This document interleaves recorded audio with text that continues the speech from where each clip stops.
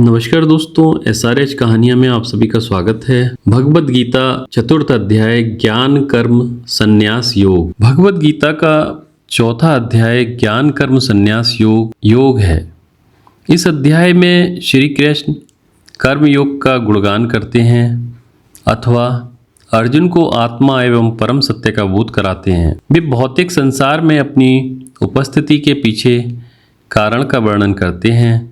वे बताते हैं कि भले ही वह अनंत हैं, फिर भी वह इस धरती पर धर्म और शांति को पुनः स्थापित करने के लिए समय समय पर जन्म लेते रहते हैं। उनके जन्म और क्रियाकलाप शाश्वत हैं और सामूहिक दोषों से कभी भी दूषित नहीं होते हैं। वे मनुष्य जो इस सत्य को जानते और समझते हैं, वे संपूर्ण श्रद्धा के साथ उनकी भक्ति करते हैं और अंततः उन्हें प्राप्त करते हैं। उन्हें इस दुनिया में फिर से जन्म लेने की जरूरत नहीं है। अध्याय 4 श्लोक 1। श्री भगवान ने कहा, मैंने इस अविनाशी योग को विवस्वान अर्थात सूर्य देवता से सिखाया। विवस्वान ने मनु से कहा, मनु ने इक्ष्वाकु से कहा।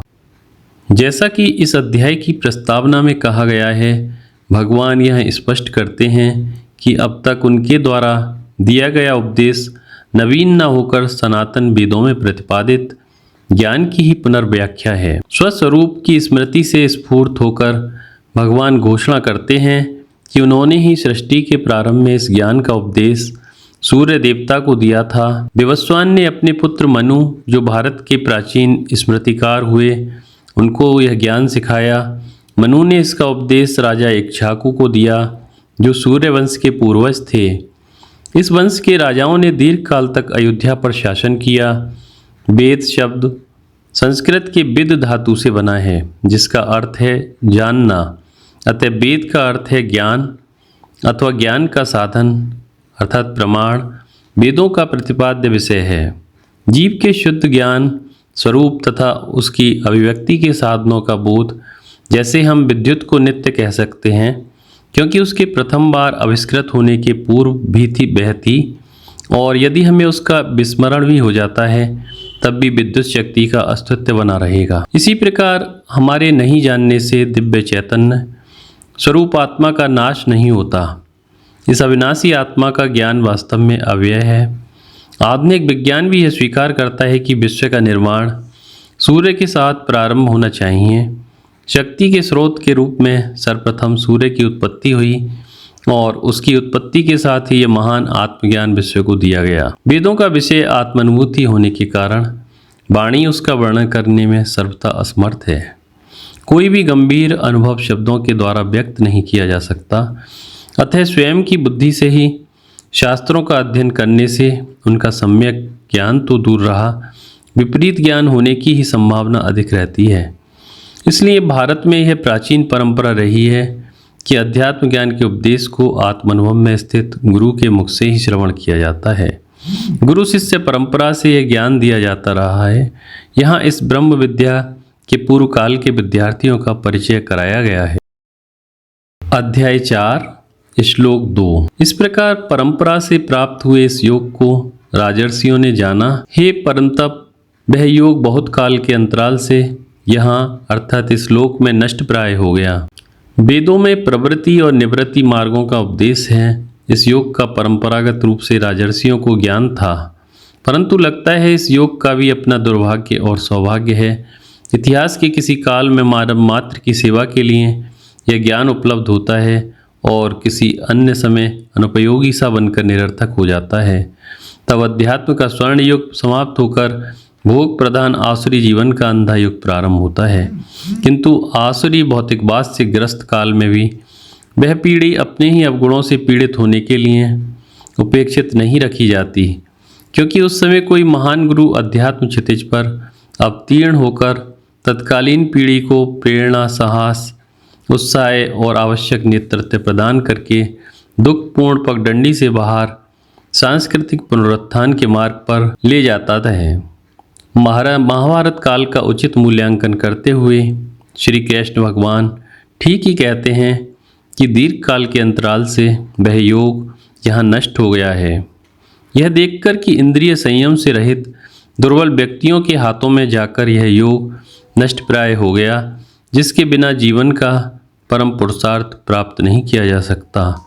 भगवान आगे कहते हैं, अध्याय 4 श्लोक 3, वह ही ये पुरातन योग आज मैंने तुम्हें कहा अर्थात सिखाया, क्योंकि तुम मेरे भक्त और मित्र हो, यह उत्तम रहस्य है।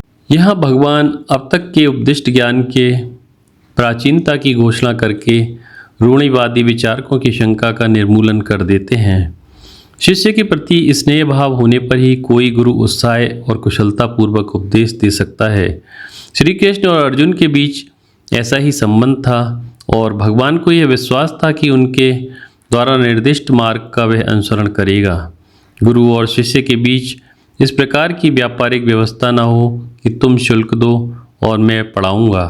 प्रेम और स्वातंत्र्य, मित्रता और आपसी समझ के वातावरण में ही मन और बुद्धि विकसित होकर खिल उठते हैं। आत्मानुभव का ज्ञान प्रदान करने के लिए आवश्यक गुणों को अर्जुन में देखकर ही श्री कृष्ण कहते हैं कि उन्होंने इस योग का ज्ञान उसे दिया। यहाँ इस ज्ञान को रहस्य कहने का तात्पर्य केवल इतना ही है कि कोई व्यक्ति कितना ही बुद्धिमान क्यों ना हो, फिर भी अनुभवी पुरुष के उपदेश के बिना वह आत्मा के अस्तित्व का कभी आभास नहीं पा सकता। समस्त बुद्धि वृत्तियों का प्रकाशित करने वाली आत्मा स्वयं बुद्धि के परे होती है। इसलिए मनुष्य की विवेक सामर्थ्य कभी भी नित्य अविकारी आत्मा को विषय रूप में नहीं जान सकती। यही कारण है कि सत्य के विज्ञान को यहाँ उत्तम रहस्य कहा गया है। किसी के मन में यह शंका न रह जाए कि भगवान के वाक्यों में परस्पर विरोध है। इसलिए अर्जुन मानो आक्षेप करता हुआ प्रश्न पूछता है। अध्याय 4 श्लोक 4, अर्जुन ने कहा, आपका जन्म अपर अर्थात पश्चात का है और विवस्वान का जन्म आपके पूर्व का है। इसलिए यह मैं कैसे जानूं कि सृष्टि के आदि में आपने इस योग को कहा था। इस अध्याय के प्रारंभिक श्लोक में घटनाओं के काल के विषयों में स्पष्ट विरोधाभास है। श्री कृष्ण ने कहा कि उन्होंने सृष्टि के प्रारंभ में इस योग को विवस्वान को सिखाया अर्थात सूर्य को सिखाया। अर्जुन के लिए स्वाभाविक था कि वह श्री कृष्ण को देवकी के पुत्र और गोकुल के मुरलीधर कृष्ण के रूप में ही जाने। श्री कृष्ण की निश्चित जन्म तिथि थी और वे अर्जुन के ही समकालीन थे। इस दृष्टि से उनका सूर्य के प्रति उपदेश करना असंभव था, क्योंकि संपूर्ण ग्रहों की सृष्टि के पूर्व सूर्य का अस्तित्व सिद्ध ही है। गीतोपदेष्टा भगवान श्री कृष्ण को कोई मनुष्य न समझ ले, इसलिए व्यास जी भगवान के ही मुख से घोषणा करवाते हैं कि अध्याय 4 श्लोक 5, श्री भगवान ने कहा, हे अर्जुन, मेरे और तुम्हारे बहुत से जन्म हो चुके हैं, परंतु हे परम तप, उन सबको मैं जानता हूँ और तुम नहीं जानते। हिंदू शास्त्रों के आचार्य सदैव शिष्यों के मन में उठने वाली सभी संभाव्य शंकाओं का निरसन करने को तत्पर रहते हैं। हम उनमें असीम धैर्य और शिष्यों की कठिनाई को समझने की क्षमता के साक्षात दर्शन कर सकते हैं। यहाँ श्री कृष्ण अर्जुन को यह समझाने का प्रयत्न करते हैं कि किस प्रकार वे अनंत स्वरूप हैं और सृष्टि के प्रारंभ में कैसे उन्होंने सूर्य देवता को ब्रह्म विद्या का उपदेश दिया। पुराणों में वर्णित अवतार का सिद्धांत इस प्रकरण में विस्तार पूर्वक बताया गया है। अनेक विदेशियों को हिंदू दर्शन का यह प्रकरण और हिंदुओं का अवतारवाद में विश्वास अत्यंत भ्रामक प्रतीत हो सकता है। अनेक विद्वानों ने इस प्रकार के मत प्रकट भी किए हैं, परंतु मैक्स मूलर के समान संभवतः किसी ने इतनी तीव्र आलोचना नहीं की होगी। अवतार के विषय में वे कहते हैं यह आध्यात्मिक बकवास है, परंतु यदि हम सृष्टि संबंधी वेदांत के सिद्धांत को जानते हुए इस पर विचार करें तो अवतारवाद को समझना कठिन नहीं होगा। एक अन्य स्थान पर मनुष्य के पतन के प्रकरण में यह विस्तार पूर्वक बताया गया है कि सत्वगुण प्रधान उपाधि के माध्यम से व्यक्त होकर अनंत स्वरूप परमार्थ सत्य ब्रह्म सर्वशक्तिमान ईश्वर के रूप में प्रकट होता है।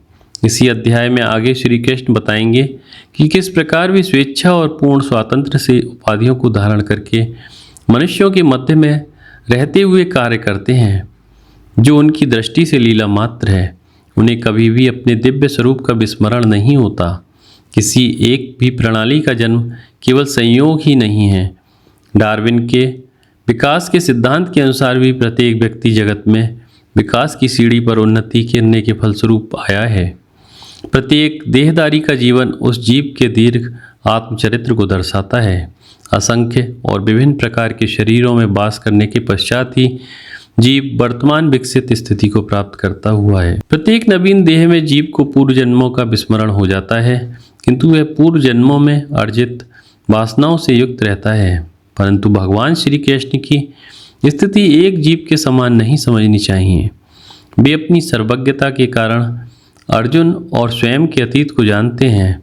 अतः उन्होंने कहा, मैं उन सबको जानता हूँ और तुम नहीं जानते। आपके लिए धर्म अधर्म के अभाव में जन्म की क्या आवश्यकता है?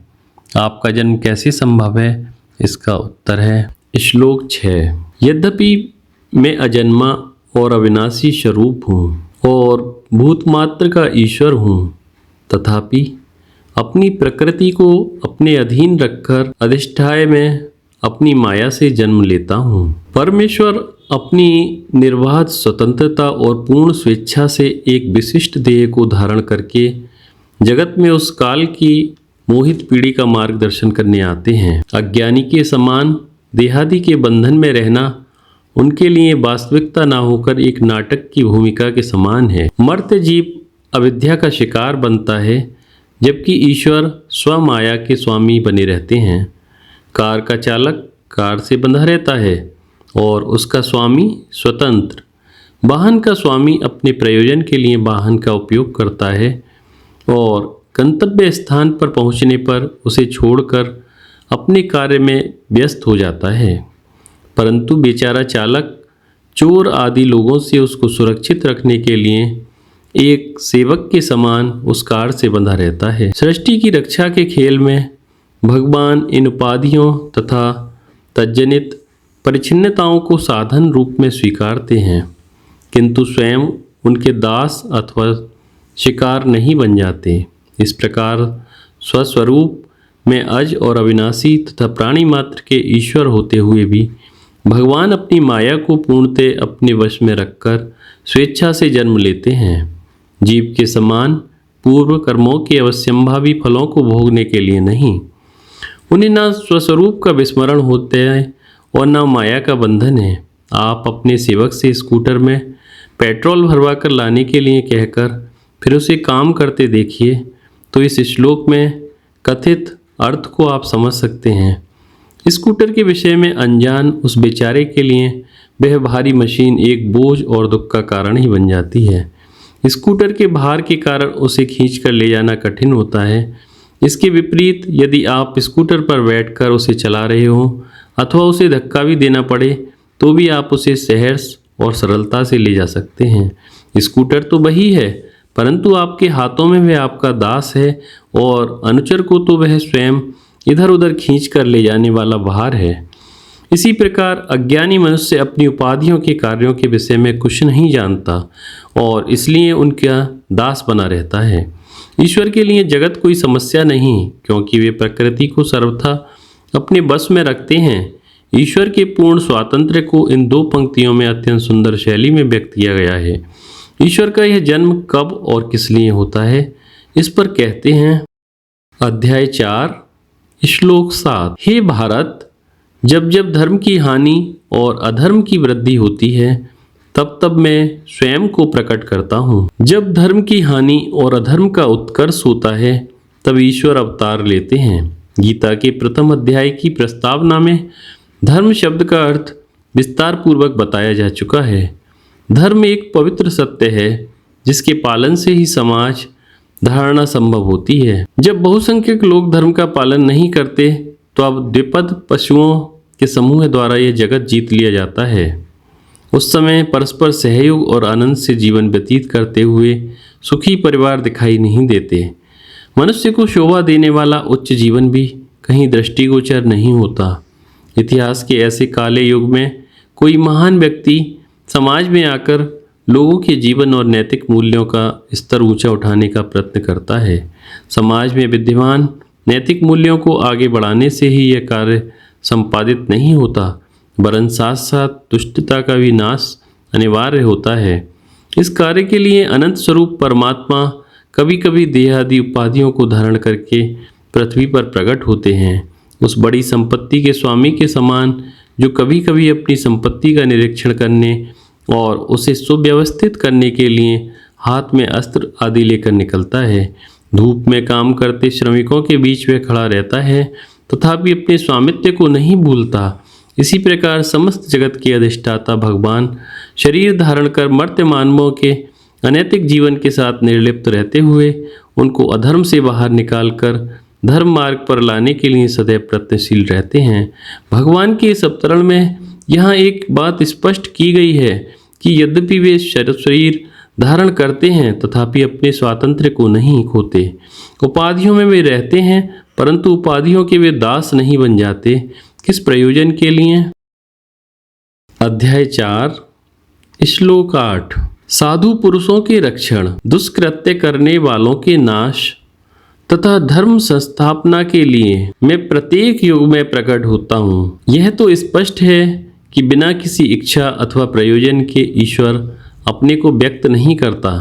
इच्छाओं के अत्यंतिक अभाव का अर्थ है कर्मों का पूर्ण अभाव। बिना किसी साधन के विद्युत शक्ति किसी विशेष रूप में व्यक्त नहीं हो सकती। इसी प्रकार परम ब्रह्म किसी प्रयोजन के अभाव में किसी उत्कृष्ट अथवा निकृष्ट उपाधि को न धारण कर सकता है और न उसे उसकी कोई आवश्यकता ही होती है। जिस प्रकार शांत और स्थिर जल में किसी वस्तु के डालने पर उसमें तरंगे उठने लगती हैं, उसी प्रकार इच्छा रूपी विक्षेपक के होने पर ही परम पूर्ण स्वरूप में से उच्च या हीन किसी प्रकार की सृष्टि की उत्पत्ति संभव है। पूर्ण परमात्मा में गोपाल कृष्ण के रूप में अवतार लेने की कारण रूप जो इच्छा है उसे यहाँ व्यास जी अपने शब्दों में वर्णन करते हैं। सब इच्छाओं में सर्वोत्तम दैवी इच्छा है जगत की निस्वार्थ भाव से सेवा करने की इच्छा, किंतु वह भी एक इच्छा ही है।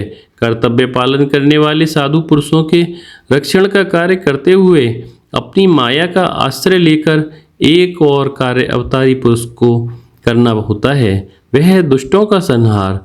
दुष्टों के संहार से तात्पर्य शब्द से दुष्ट व्यक्तियों के संहार से ही समझना आवश्यक नहीं है। उसमें दुष्ट प्रवृत्तियों का नाश अभिप्रेत है। वस्त्र रखने की अलमारी रखने की पुनर्व्यवस्था करने के समान यह कार्य है। जो वस्त्र अत्यंत निरुपयोगी हो जाते हैं उन्हें नए वस्त्रों के रखने के हेतु स्थान बनाने हेतु वहाँ से हटाना ही पड़ता है। इसी प्रकार अवतारी पुरुष साधुओं का उत्साह बढ़ाते हैं, दुष्टों के स्वभाव को परिवर्तित करने का प्रयत्न करते हैं और कभी कभी दुष्टों का पूर्ण संहार भी आवश्यक हो जाता है। अर्जुन के लिए इतना सब कुछ विस्तार से बताना पड़ा क्योंकि वह श्री कृष्ण के वास्तविक स्वरूप के विषय में सर्वथा अनभिज्ञ था। श्री कृष्ण को एक मनुष्य और मित्र के रूप में ही समझने के कारण वह प्रथम अध्याय में इतने प्रकार के तर्क प्रस्तुत करता रहा, अन्यथा उसमें इतना साहस ही नहीं होता।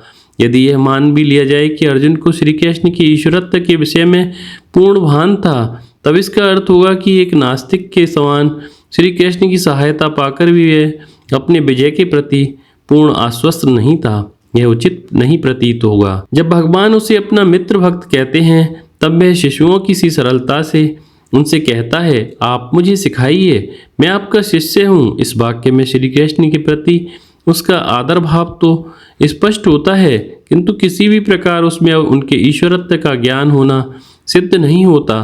भगवान अपने ही विषय में जानकारी क्यों दे रहे हैं? अध्याय 4 श्लोक 9 हे अर्जुन, मेरा जन्म और कर्म दिव्य है। इस प्रकार जो पुरुष तत्वतः जानता है वह शरीर को त्याग कर फिर जन्म को नहीं प्राप्त होता, वह मुझे ही प्राप्त होता है। अवतार कैसे होता है तथा उसका प्रयोजन भी बताने के पश्चात श्री कृष्ण यह कहते हैं कि जो पुरुष उनके दिव्य जन्म और कर्म को तत्वतः जानता है वह सब बंधनों से मुक्त होकर परमात्म स्वरूप बन जाता है।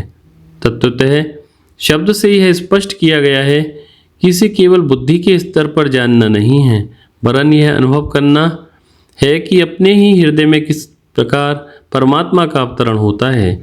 आज निस्संदेह ही हम एक पशु के समान जी रहे हैं, परंतु जब कभी हम निस्वार्थ इच्छा से प्रेरित हुए कर्म करते हैं, उस समय परमात्मा की ही दिव्य क्षमता हमारे कर्मों में झलकती है। इस श्लोक में सूक्ष्म संकेत यह भी है कि आत्म विकास के लिए भगवान के आनंद स्वरूप की उपासना करना निराकार आत्मा के ध्यान के समान ही प्रभावकारी है। कुछ वेदांत विचारक ऐसे भी हैं जो भगवान के सगुणाकार साकार होने की कल्पना को स्वीकार नहीं करते, अतः वे अवतार को भी नहीं मानते। वास्तव में यह युक्त नहीं है। पूरी लगन से जो पुरुष साधना करता है वह सगुण अथवा निर्गुण उपासना के द्वारा लक्ष्य को प्राप्त कर लेता है। यहाँ उस पूर्णत्व की स्थिति का संकेत किया गया है जिसे प्राप्त करके जीव का पुनर्जन्म नहीं होता।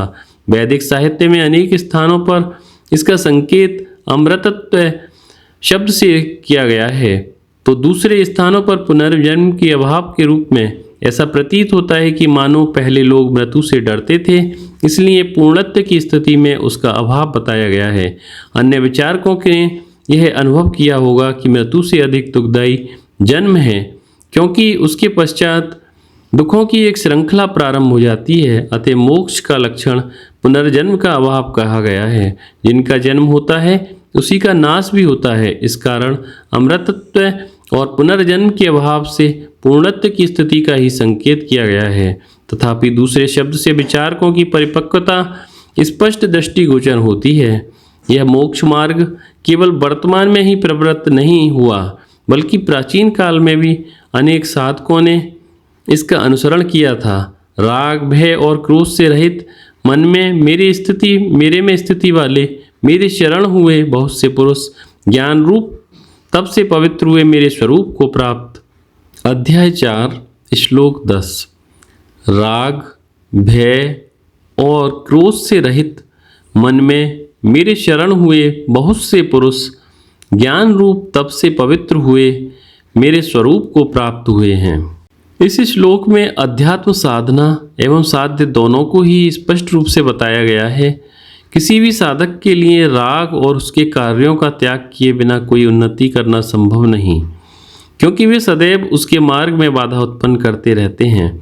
एक बार मन इनसे उत्पन्न विक्षेपों से रहित होकर शांत और स्थिर चित्त हो जाता है, तब पूर्णत्व की स्थिति उसके जीवन का एकमात्र लक्ष्य होती है, जो उसे आगे बढ़ने के लिए उत्साहित करती है। आत्म विकास की इस स्थिति पर पहुंचने पर उस साधक को शास्त्राध्ययन की योग्यता प्राप्त होती है। उपनिषदों में वर्णित आत्म प्राप्ति की साधना इस प्रकार है। गुरु के चरणों के पास बैठकर वेदांत का श्रवण। श्रवण किए हुए विषय पर युक्तिपूर्वक मनन। और इस प्रकार जाने हुए आत्म तत्व का निधिध्यासन अर्थात ध्यान। वेदांत के सिद्धांत का अध्ययन और उस ज्ञान के अनुसार जीवन में आचरण करने को ही इस श्लोक में ज्ञान तप कहा गया। कुछ व्याख्याकारों के मतानुसार इस श्लोक में कर्म, भक्ति एवं ज्ञान इन तीनों योगों के समुच्चय का उपदेश दिया गया है। कैसे उनके अनुसार कर्मयोग की भावना से अपने कार्य क्षेत्र में कर्म किए बिना राग भय और क्रोध निवृत्ति नहीं हो सकती। मनमया और मामोपाश्रिता अर्थात मुझ में स्थित और मेरे शरण हुए इन शब्दों में भक्ति योग का संकेत है, क्योंकि ईश्वर की शरण में गया हुआ भक्त भगवान के साथ में एक रूप हो जाता है। आत्मानात्म विवेक करके आत्मा के साथ तादात्म्य रखने के प्रयत्न को ज्ञान योग कहते हैं, जिसे यहाँ ज्ञान तप कहा गया है।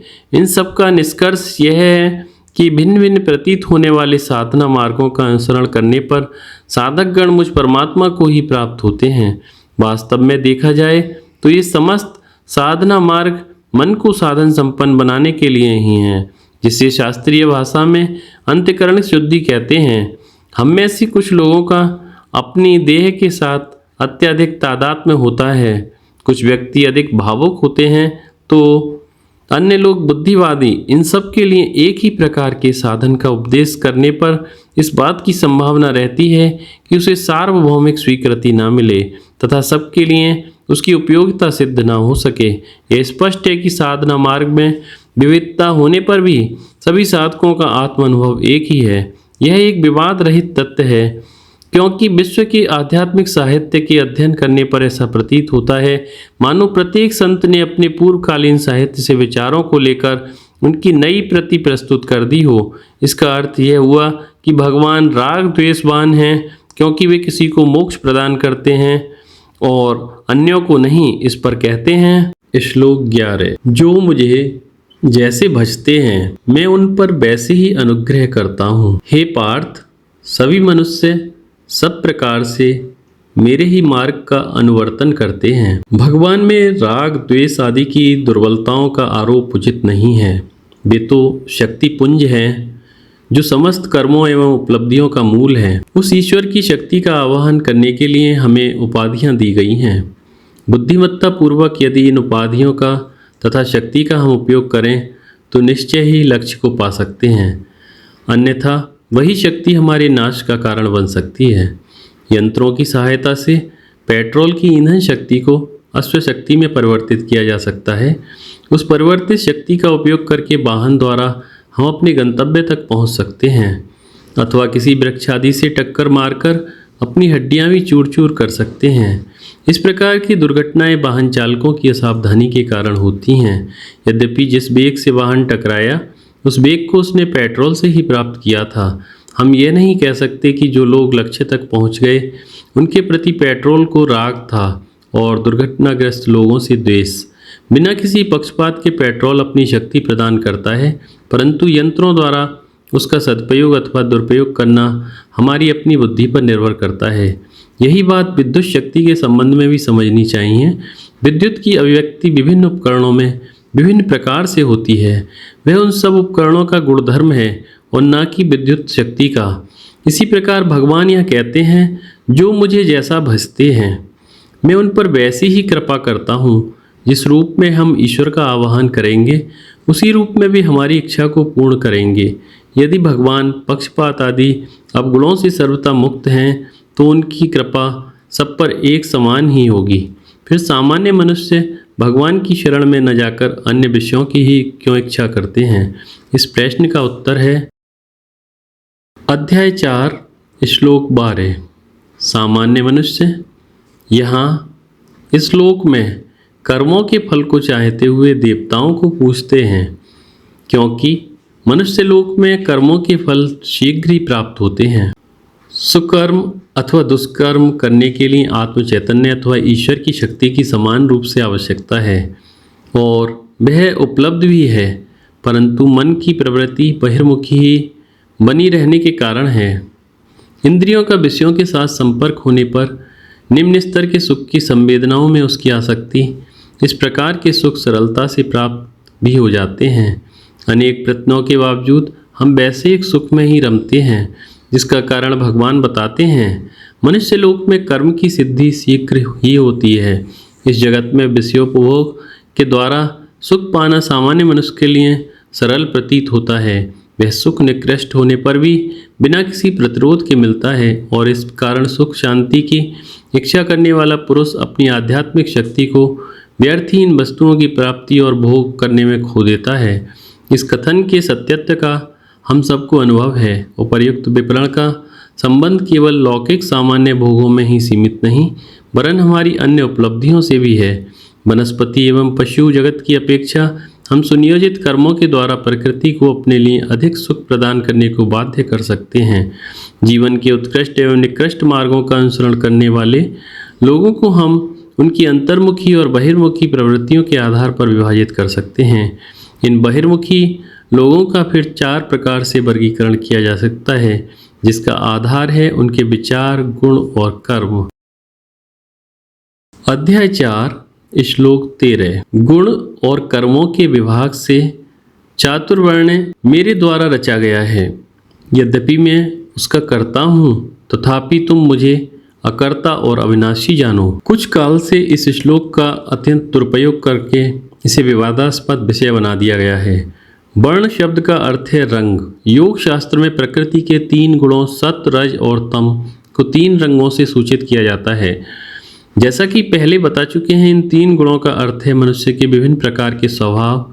सत, रज और तम का संकेत क्रम से श्वेत रक्त और कृष्ण वर्णों से किया जाता है। मनुष्य अपने मन में उठने वाले विचारों के अनुरूप ही होता है। दो व्यक्तियों के विचारों में कुछ साम्य होने पर भी दोनों के स्वभाव में सूक्ष्म अंतर देखा जा सकता है। इन स्वभावों की भिन्नता के आधार पर अध्यात्म की दृष्टि से अध्ययन करने के लिए मनुष्यों का 4 भागों में वर्गीकरण किया जाता है। इसको ही वर्ण कहते हैं। जैसे किसी बड़े नगर अथवा राज्य में व्यवसाय की दृष्टि से लोगों का वर्गीकरण चिकित्सक, वकील, प्राध्यापक, व्यापारी, राजनीतिज्ञ, तांगा चालक आदि के रूप में करते हैं, उसी प्रकार विचारों के भेद के आधार पर प्राचीन काल में मनुष्यों को वर्गीकृत किया जाता था। किसी राज्य के लिए चिकित्सक और तांगा चालक उतने ही महत्व के हैं जितने कि वकील और यांत्रिक। इसी प्रकार स्वस्थ सामाजिक जीवन के लिए भी इन चारों वर्णों अथवा जातियों को आपस में प्रतियोगी बनकर नहीं वरन परस्पर सहयोगी बनकर रहना चाहिए। एक वर्ण दूसरे का पूरक होने के कारण आपस में द्वेषजन्य प्रतियोगिता का कोई प्रश्न ही नहीं होना चाहिए। तदुपरांत भारत में मध्य युग की सत्तालोलुपता के कारण सांप्रदायिकता की भावना उभरने लगी, जिसने आज अत्यंत कुरूप और भयंकर रूप धारण कर लिया है। उस काल में शास्त्रीय विषयों में सामान्य जनों के अज्ञान का लाभ उठाते हुए अर्थ पंडितों ने शास्त्रों के कुछ अंशों को बिना किसी संदर्भ के उद्धृत करते हुए अपने ज्ञान का प्रदर्शन करना प्रारंभ कर दिया। हिंदुओं के पतनोन्मुखी काल में ब्राह्मण वर्ग को इस श्लोक की प्रथम पंक्ति का अर्धभाग अत्यंत अनुकूल लगा और वे इसे दोहराने लगे। मैंने चातुर्वर्ण की रचना की। इसका उदाहरण दे देकर समाज के वर्तमान दुर्भाग्यपूर्ण विभाजन को दैवी प्रमाणित करने का प्रयत्न किया गया। जिन लोगों ने ऐसे प्रयत्न किए उन्हें ही हिंदू धर्म का विरोधी समझना चाहिए। वेद व्यास जी ने इसी श्लोक की प्रथम पंक्ति में ही इसी प्रकार के वर्गीकरण का आधार भी बताया कि गुण कर्म विभाग से अर्थात गुण और कर्मों के विभाग से चातुर्वर्ण बनाया हुआ है। वर्ण शब्द की यह संपूर्ण परिभाषा न केवल हमारी वर्तमान विपरीत धारणा को ही दूर करती है बल्कि उसे यथार्थ रूप में समझने में भी सहायता करती है। जन्म से कोई व्यक्ति ब्राह्मण नहीं होता। शिव संकल्पों एवं श्रेष्ठ विचारों के द्वारा ही ब्राह्मणत्व को प्राप्त किया जा सकता है। केवल शरीर पर तिलक चंदन आदि लगाने से अथवा कुछ धार्मिक विधियों के पालन मात्र से हम ब्राह्मण होने का दावा नहीं कर सकते। परिभाषा के अनुसार उसके विचारों एवं कर्मों का सात्विक होना अनिवार्य है। रजोगुण प्रधान विचारों तथा कर्मों का व्यक्ति क्षत्रिय कहलाता है, जिसके केवल विचार ही तामसिक नहीं बल्कि जो अत्यंत निम्न स्तर का जीवन शारीरिक सुखों के लिए ही जीता है, उस पुरुष को शूद्र समझना चाहिए। गुण और कर्म के आधार पर किए गए इस वर्गीकरण से इस परिभाषा की वैज्ञानिकता सिद्ध होती है। सत्व, रज और तम इन 3 गुणों से युक्त है। जड़ प्रकृति अथवा माया चैतन्य स्वरूप आत्मा के उसमें व्यक्त होने पर ही सृष्टि उत्पन्न होकर उसमें ज्ञान क्रिया रूप व्यवहार संभव होता है। उसके बिना जगत व्यवहार संभव ही नहीं हो सकता। इस चैतन्य स्वरूप के साथ तादात्म्य करके श्री कृष्ण कहते हैं कि वे चातुर्वर्ण आदि के कर्ता हैं, क्योंकि उसके बिना जगत का कोई अस्तित्व नहीं है और ना कोई क्रिया संभव है। जैसे समुद्र तरंगों, लहरों, फेन आदि का कर्ता है अथवा स्वर्ण सब आभूषणों का कर्ता है, वैसे ही भगवान का कर्तव्य भी समझना चाहिए।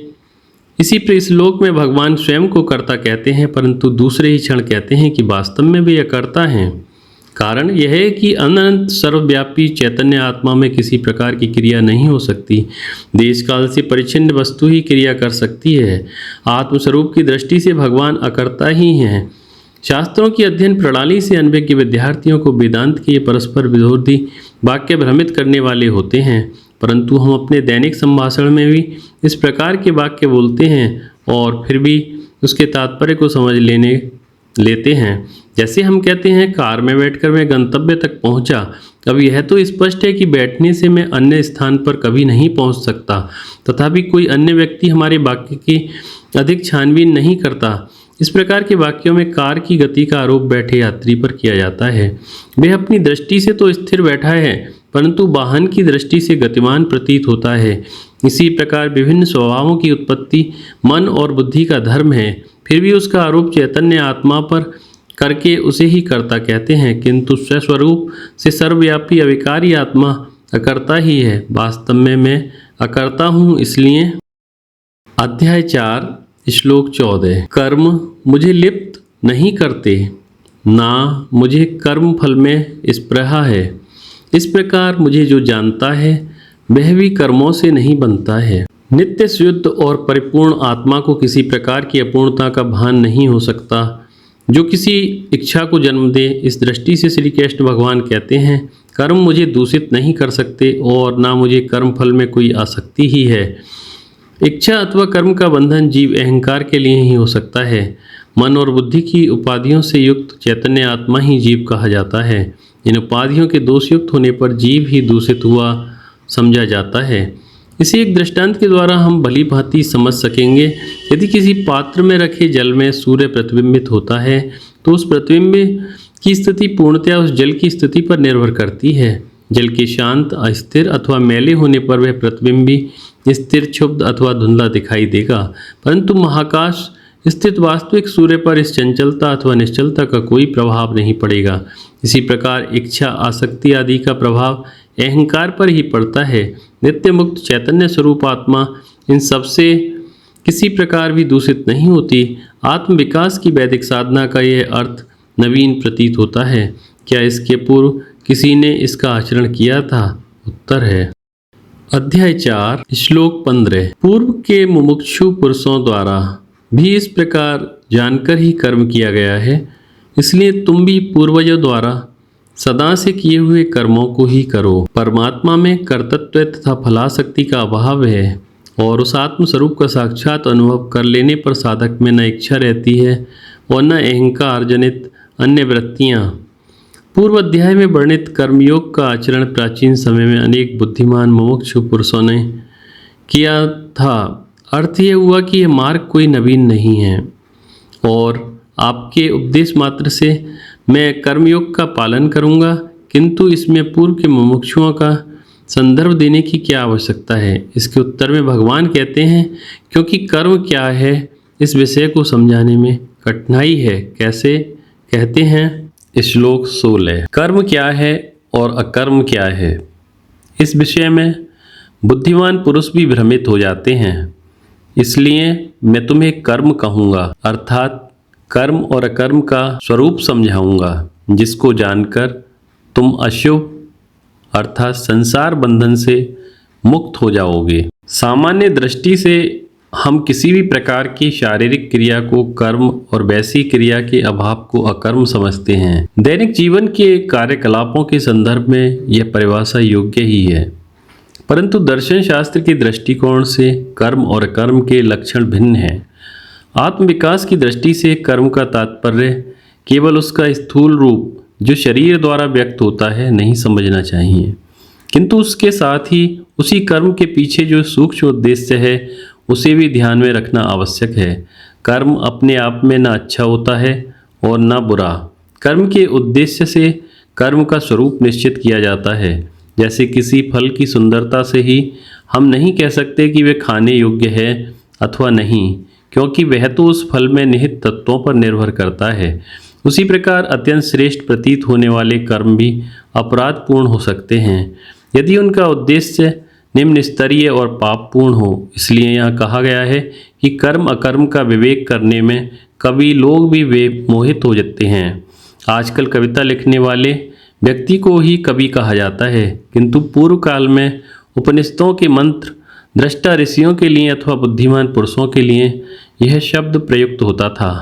प्रेरणा प्राप्त कोई भी पुरुष जो श्रेष्ठ सत्य को उद्घाटित करता था सिद्ध कवि कहा जाता था। कर्म अकर्म की कठिन समस्या की ओर संकेत करके श्री कृष्ण अर्जुन को आश्वासन देते हैं कि वे उसे कर्म अकर्म का तथ्य समझाएंगे, जिसे जानकर मनुष्य स्वयं को सांसारिक बंधनों से मुक्त कर सकता है। यह सर्वविदित है कि कोई भी क्रिया कर्म और क्रिया का अभाव शांत बैठना अकर्म है। इसके विषय में और अधिक जानने योग्य क्या बात है, इस पर कहते हैं अध्याय 4 श्लोक 17। कर्म का स्वरूप जानना चाहिए और विकर्म का स्वरूप भी जानना चाहिए।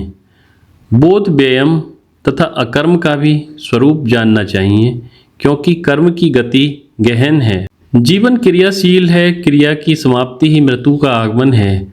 क्रियाशील जीवन में ही हम उत्थान और पतन को प्राप्त हो सकते हैं। एक स्थान पर स्थिर जल सड़ता और दुर्गंध फैलाता है, जबकि सरिता का प्रवाहित जल सदा स्वच्छ और शुद्ध बना रहता है। जीवन शक्ति की उपस्थिति में कर्मों का आत्यंतिक अभाव नहीं हो सकता। क्योंकि मनुष्य को जीवन पर्यंत क्रियाशील रहना आवश्यक है। इसलिए प्राचीन मनीषियों ने जीवन के सभी संभाव्य कर्मों का अध्ययन किया, क्योंकि वे जीवन का मूल्यांकन उसके पूर्ण रूप में करना चाहते थे। निम्नांकित तालिका में उनके द्वारा किए गए कर्मों का वर्गीकरण दिया हुआ है। क्रिया ही जीवन है, निष्क्रियता से उन्नति और अधोगति दोनों ही संभव नहीं। गहन निद्रा अथवा मृत्यु की कर्म शून्य अवस्था मनुष्य के विकास में न साधक है न बाधक। कर्म के क्षण मनुष्य का निर्माण करते हैं। यह निर्माण इस बात पर निर्भर करता है कि हम कौन से कर्मों को अपने हाथों में लेकर करते हैं। प्राचीन ऋषियों के अनुसार कर्म दो प्रकार के होते हैं, निर्माणकारी कर्तव्य और विनाशकारी निषिद्ध। इस श्लोक के कर्म शब्द में मनुष्य के विकास में साधक के निर्माणकारी कर्तव्य कर्मों का ही समावेश है। जिन कर्मों से मनुष्य अपने मनुष्यत्व से नीचे गिर जाता है उन कर्मों को यहाँ विकर्म कहा है। जिन्हें शास्त्रों ने निषिद्ध कर्म का नाम दिया है, कर्तव्य कर्मों का फिर 3 प्रकार से वर्गीकरण किया है। वे हैं नित्य, नैमित्तिक और काम में। जिन कर्मों को प्रतिदिन करना आवश्यक है वे नित्य कर्म तथा किसी कारण विशेष से करणीय कर्मों को नैमित्तिक कर्म कहा जाता है। इन 2 प्रकार के कर्मों को करना अनिवार्य है। किसी फल विशेष को पाने के लिए उचित साधन का उपयोग कर जो कर्म किया जाता है उसे काम में कर्म कहते हैं। जैसे पुत्र या स्वर्ग पाने के लिए किया गया कर्म, यह सबके लिए अनिवार्य नहीं होता। आत्म विकास के लिए विकर्म का सर्वथा त्याग और कर्तव्य का सभी परिस्थितियों में पालन करना चाहिए। वैज्ञानिक पद्धति से किए हुए इस विश्लेषण में श्री कृष्ण अकर्म की पूरी तरह उपेक्षा करते हैं। यह आवश्यक है कि अपने भौतिक अभ्युदय तथा आध्यात्मिक उन्नति के इच्छुक साधक कर्मों के इस वर्गीकरण को भली प्रकार समझे। भगवान श्री कृष्ण इस बात को स्वीकार करते हैं कि कर्मों के इस विश्लेषण के बाद भी सामान्य मनुष्य को कर्म अकर्म का विवेक करना सहज नहीं होता, क्योंकि कर्म की गति गहन है। उपयुक्त कथन से यह स्पष्ट होता है कि कर्म का मूल्यांकन केवल उसके बाह्य स्वरूप को देखकर नहीं बल्कि उसके उद्देश्य को भी ध्यान में रखते हुए करना चाहिए। उद्देश्य की श्रेष्ठता एवं शुचिता से उस व्यक्ति विशेष के कर्म श्रेष्ठ एवं पवित्र होंगे। इस प्रकार कर्म के स्वरूप का निश्चय करने में जब व्यक्ति का इतना प्राधान्य है तो भगवान का यह कथन कि कर्म की गति गहन है अत्यंत उचित है। कर्म और अकर्म के विषय में और विशेष क्या जानना है, इस पर कहते हैं। अध्याय 4 श्लोक 18। जो पुरुष कर्म में अकर्म और अकर्म में कर्म देखता है वह मनुष्यों में बुद्धिमान है। वह योगी संपूर्ण कर्मों को करने वाला है। वेदांत के वर्णानुसार दीर्घकाल तक जब मनुष्य कर्तव्य कर्मों का पालन करता है तब सभी सच्चे साधकों के मन में एक प्रश्न उठता है कि उन्हें कैसे ज्ञात हो कि उन्होंने पूर्णत्व की स्थिति प्राप्त कर ली है। इस श्लोक में श्री कृष्ण उस स्थिति का वर्णन कर रहे हैं। शारीरिक कर्म बुद्धि में स्थित किसी ज्ञात अथवा अज्ञात इच्छा की केवल स्थूल अभिव्यक्ति है। पूर्ण निष्कर्म की स्थिति का अर्थ निष्कामत्व की स्थिति होनी चाहिए। इसे ही पूर्ण ईश्वरत्व की स्थिति कहते हैं। परंतु यहाँ बताया हुआ लक्ष्य अनंत स्वरूप पूर्णत्व न होकर ज्ञान की तीर्थ यात्रा के मध्य पड़ने वाला एक स्थान है। विवेकी पुरुष सहजता से अवलोकन कर सकता है कि शरीर से अकर्म होने पर भी उसके मन और बुद्धि पूर्ण वेग से कार्य कर रहे होते हैं। वह यह भी अनुभव करता है कि शरीर द्वारा निरंतर कर्म करते रहने पर भी वह शांत और स्थिर रहकर केवल दृष्टाभाव से उन्हें स्वयं अकर्म में रहते हुए देख सकता है। यह अकर्म सात्विक गुण की चरम सीमा है। ऐसा व्यक्ति समत्व की महान स्थिति को प्राप्त हुआ समझना चाहिए, जो ध्यान अभ्यास की सफलता के लिए अनिवार्य है। जैसा कि अनेक लोगों का विश्वास है कि कर्तव्य कर्म ही हमें पूर्णत्व की प्राप्ति करा देंगे, ऐसा यहाँ नहीं कहा गया है। यह सर्वथा असंभव है। कर्म स्वयं ही इच्छा का शिशु है और कर्मों के द्वारा हम वस्तुओं को उत्पन्न कर सकते हैं और कोई भी उत्पन्न की हुई वस्तु स्वभाव से ही परछिन्न विनाशी होती है। इस प्रकार कर्मों के द्वारा प्राप्त किया ईश्वरत्व रविवास्तरीय ईश्वरत्व होगा, जो आगामी सोमवार को हमसे विलग हो जाएगा। श्री शंकराचार्य और अन्य आचार्य वृंद पुनः पुनः यह दोहराते हैं कि कर्तव्य पालन से शुद्धांतकरण वाले व्यक्ति में वह सामर्थ्य आ जाती है। वह स्वयं के मन में तथा बाहर होने वाली क्रियाओं को साक्षी भाव से देख सकता है। जब वह ये जान लेता है कि उसके कर्म विश्व में हो रहे कर्मों के ही भाग हैं, तब उसे एक अनिर्वचनीय समता का भाव प्राप्त हो जाता है, जो ध्यान के अभ्यास के लिए आवश्यक है। किसी व्यक्ति के शांत बैठे रहने मात्र से उसे निष्क्रिय नहीं कहा जा सकता। शारीरिक निष्क्रियता, अकर्म किसी व्यक्ति के क्रियाहीन होने का मापदंड नहीं हो सकता। यह एक सुविदित तथ्य है कि जब हम गंभीर निर्माणकारी विचारों में मग्न होते हैं तो हम केवल शारीरिक दृष्टि से बिल्कुल शांत और निष्क्रिय हो जाते हैं। इसलिए जीवन के पादमार्ग अर्थात फुटपाथ पर ही चलने वाले लोगों की दृष्टि से जो व्यक्ति क्रियाहीन कहलाता है, उसके हृदय में गंभीर विचारों की क्रिया का चलना संभव हो सकता है। बोधि वृक्ष के नीचे बैठे हुए बुद्ध, वाद्यों के समीप एक संगीतज्ञ, हाथ में लेखनी लिए एक लेखक, इन सब में कभी कभी निष्क्रियता देखी जाती है, परंतु वह निष्क्रियता सतगुण की है, तमोगुण की नहीं। इन शांत क्षणों के बाद ही वे अपनी श्रेष्ठ कलाकृति प्रस्तुत करते हैं। इस प्रकार जिस पुरुष में आत्मनिरीक्षण की क्षमता है, वे अकर्म में कर्म को पहचान सकता है। एक विवेकी पुरुष जब जगत में क्रियाशील रहता है, उस समय मानो अपने आप को सब उपाधियों से अलग करके साक्षी भाव से स्वयं अकर्म में रहते हुए वह सब कर्मों को होते हुए देख सकता है। जब मैं इन शब्दों को लिख रहा हूँ, तब मेरा ही कोई भाग मानो दृष्टा भाव से देख सकता है कि हाथ में पकड़ी हुई लेखनी कागज पर शब्दों को लिख रही है। इसी प्रकार सभी कर्मों में स्वयं अकर्म में रहते हुए कर्मों को देखने की क्षमता दुर्लभ नहीं है। जो कोई पुरुष इसका उपयोग करेगा, वह स्पष्ट रूप से सब कर्मों में इस दृष्टा को अकर्म रूप से पहचान सकता है। रेल चलती है, बाष्प नहीं, पंखा घूमता है, विद्युत नहीं, इसी प्रकार ईंधन जलता है, अग्नि नहीं। शरीर, मन और बुद्धि कार्य करते हैं, परंतु चैतन्य आत्मा नहीं। इस प्रकार कर्म में अकर्म और अकर्म में कर्म देखने वाले पुरुष को सब मनुष्यों में बुद्धिमान कहा जाता है। उसे यहाँ आत्मानुभवी नहीं कहा गया है। निसंदेह वह मनुष्यों में श्रेष्ठ है और आत्म प्राप्ति के अत्यंत समीपस्थ है। संक्षेप में निष्कर्ष यह है कि निस्वार्थ भाव तथा अर्पण की भावना से कर्माचरण करने पर चित्त शुद्ध होता है और बुद्धि में कर्म में अकर्म और अकर्म में कर्म देखने की क्षमता आती है।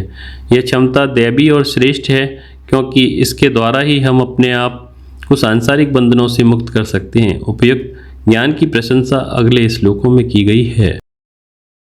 अध्याय 4 श्लोक 19। जिसके समस्त कार्य कामना और संकल्प से रहित हैं, ऐसे उस ज्ञान रूप अग्नि के द्वारा भस्म हुए कर्मों वाले पुरुष को ज्ञानी जन पंडित कहते हैं। जिस पुरुष के सभी कर्म कामना और फलों के संकल्प आसक्ति से रहित होते हैं, वह पुरुष संत या आत्मानुभवी कहलाता है। भविष्य में विषयोपभोग के द्वारा सुख पाने की बुद्धि की योजना को कामना कहते हैं। यह योजना बनाना स्वयं की स्वतंत्रता को सीमित करना ही है। कामना करने का अर्थ है कि परिस्थितियों को अपने अनुकूल होने का आग्रह करना।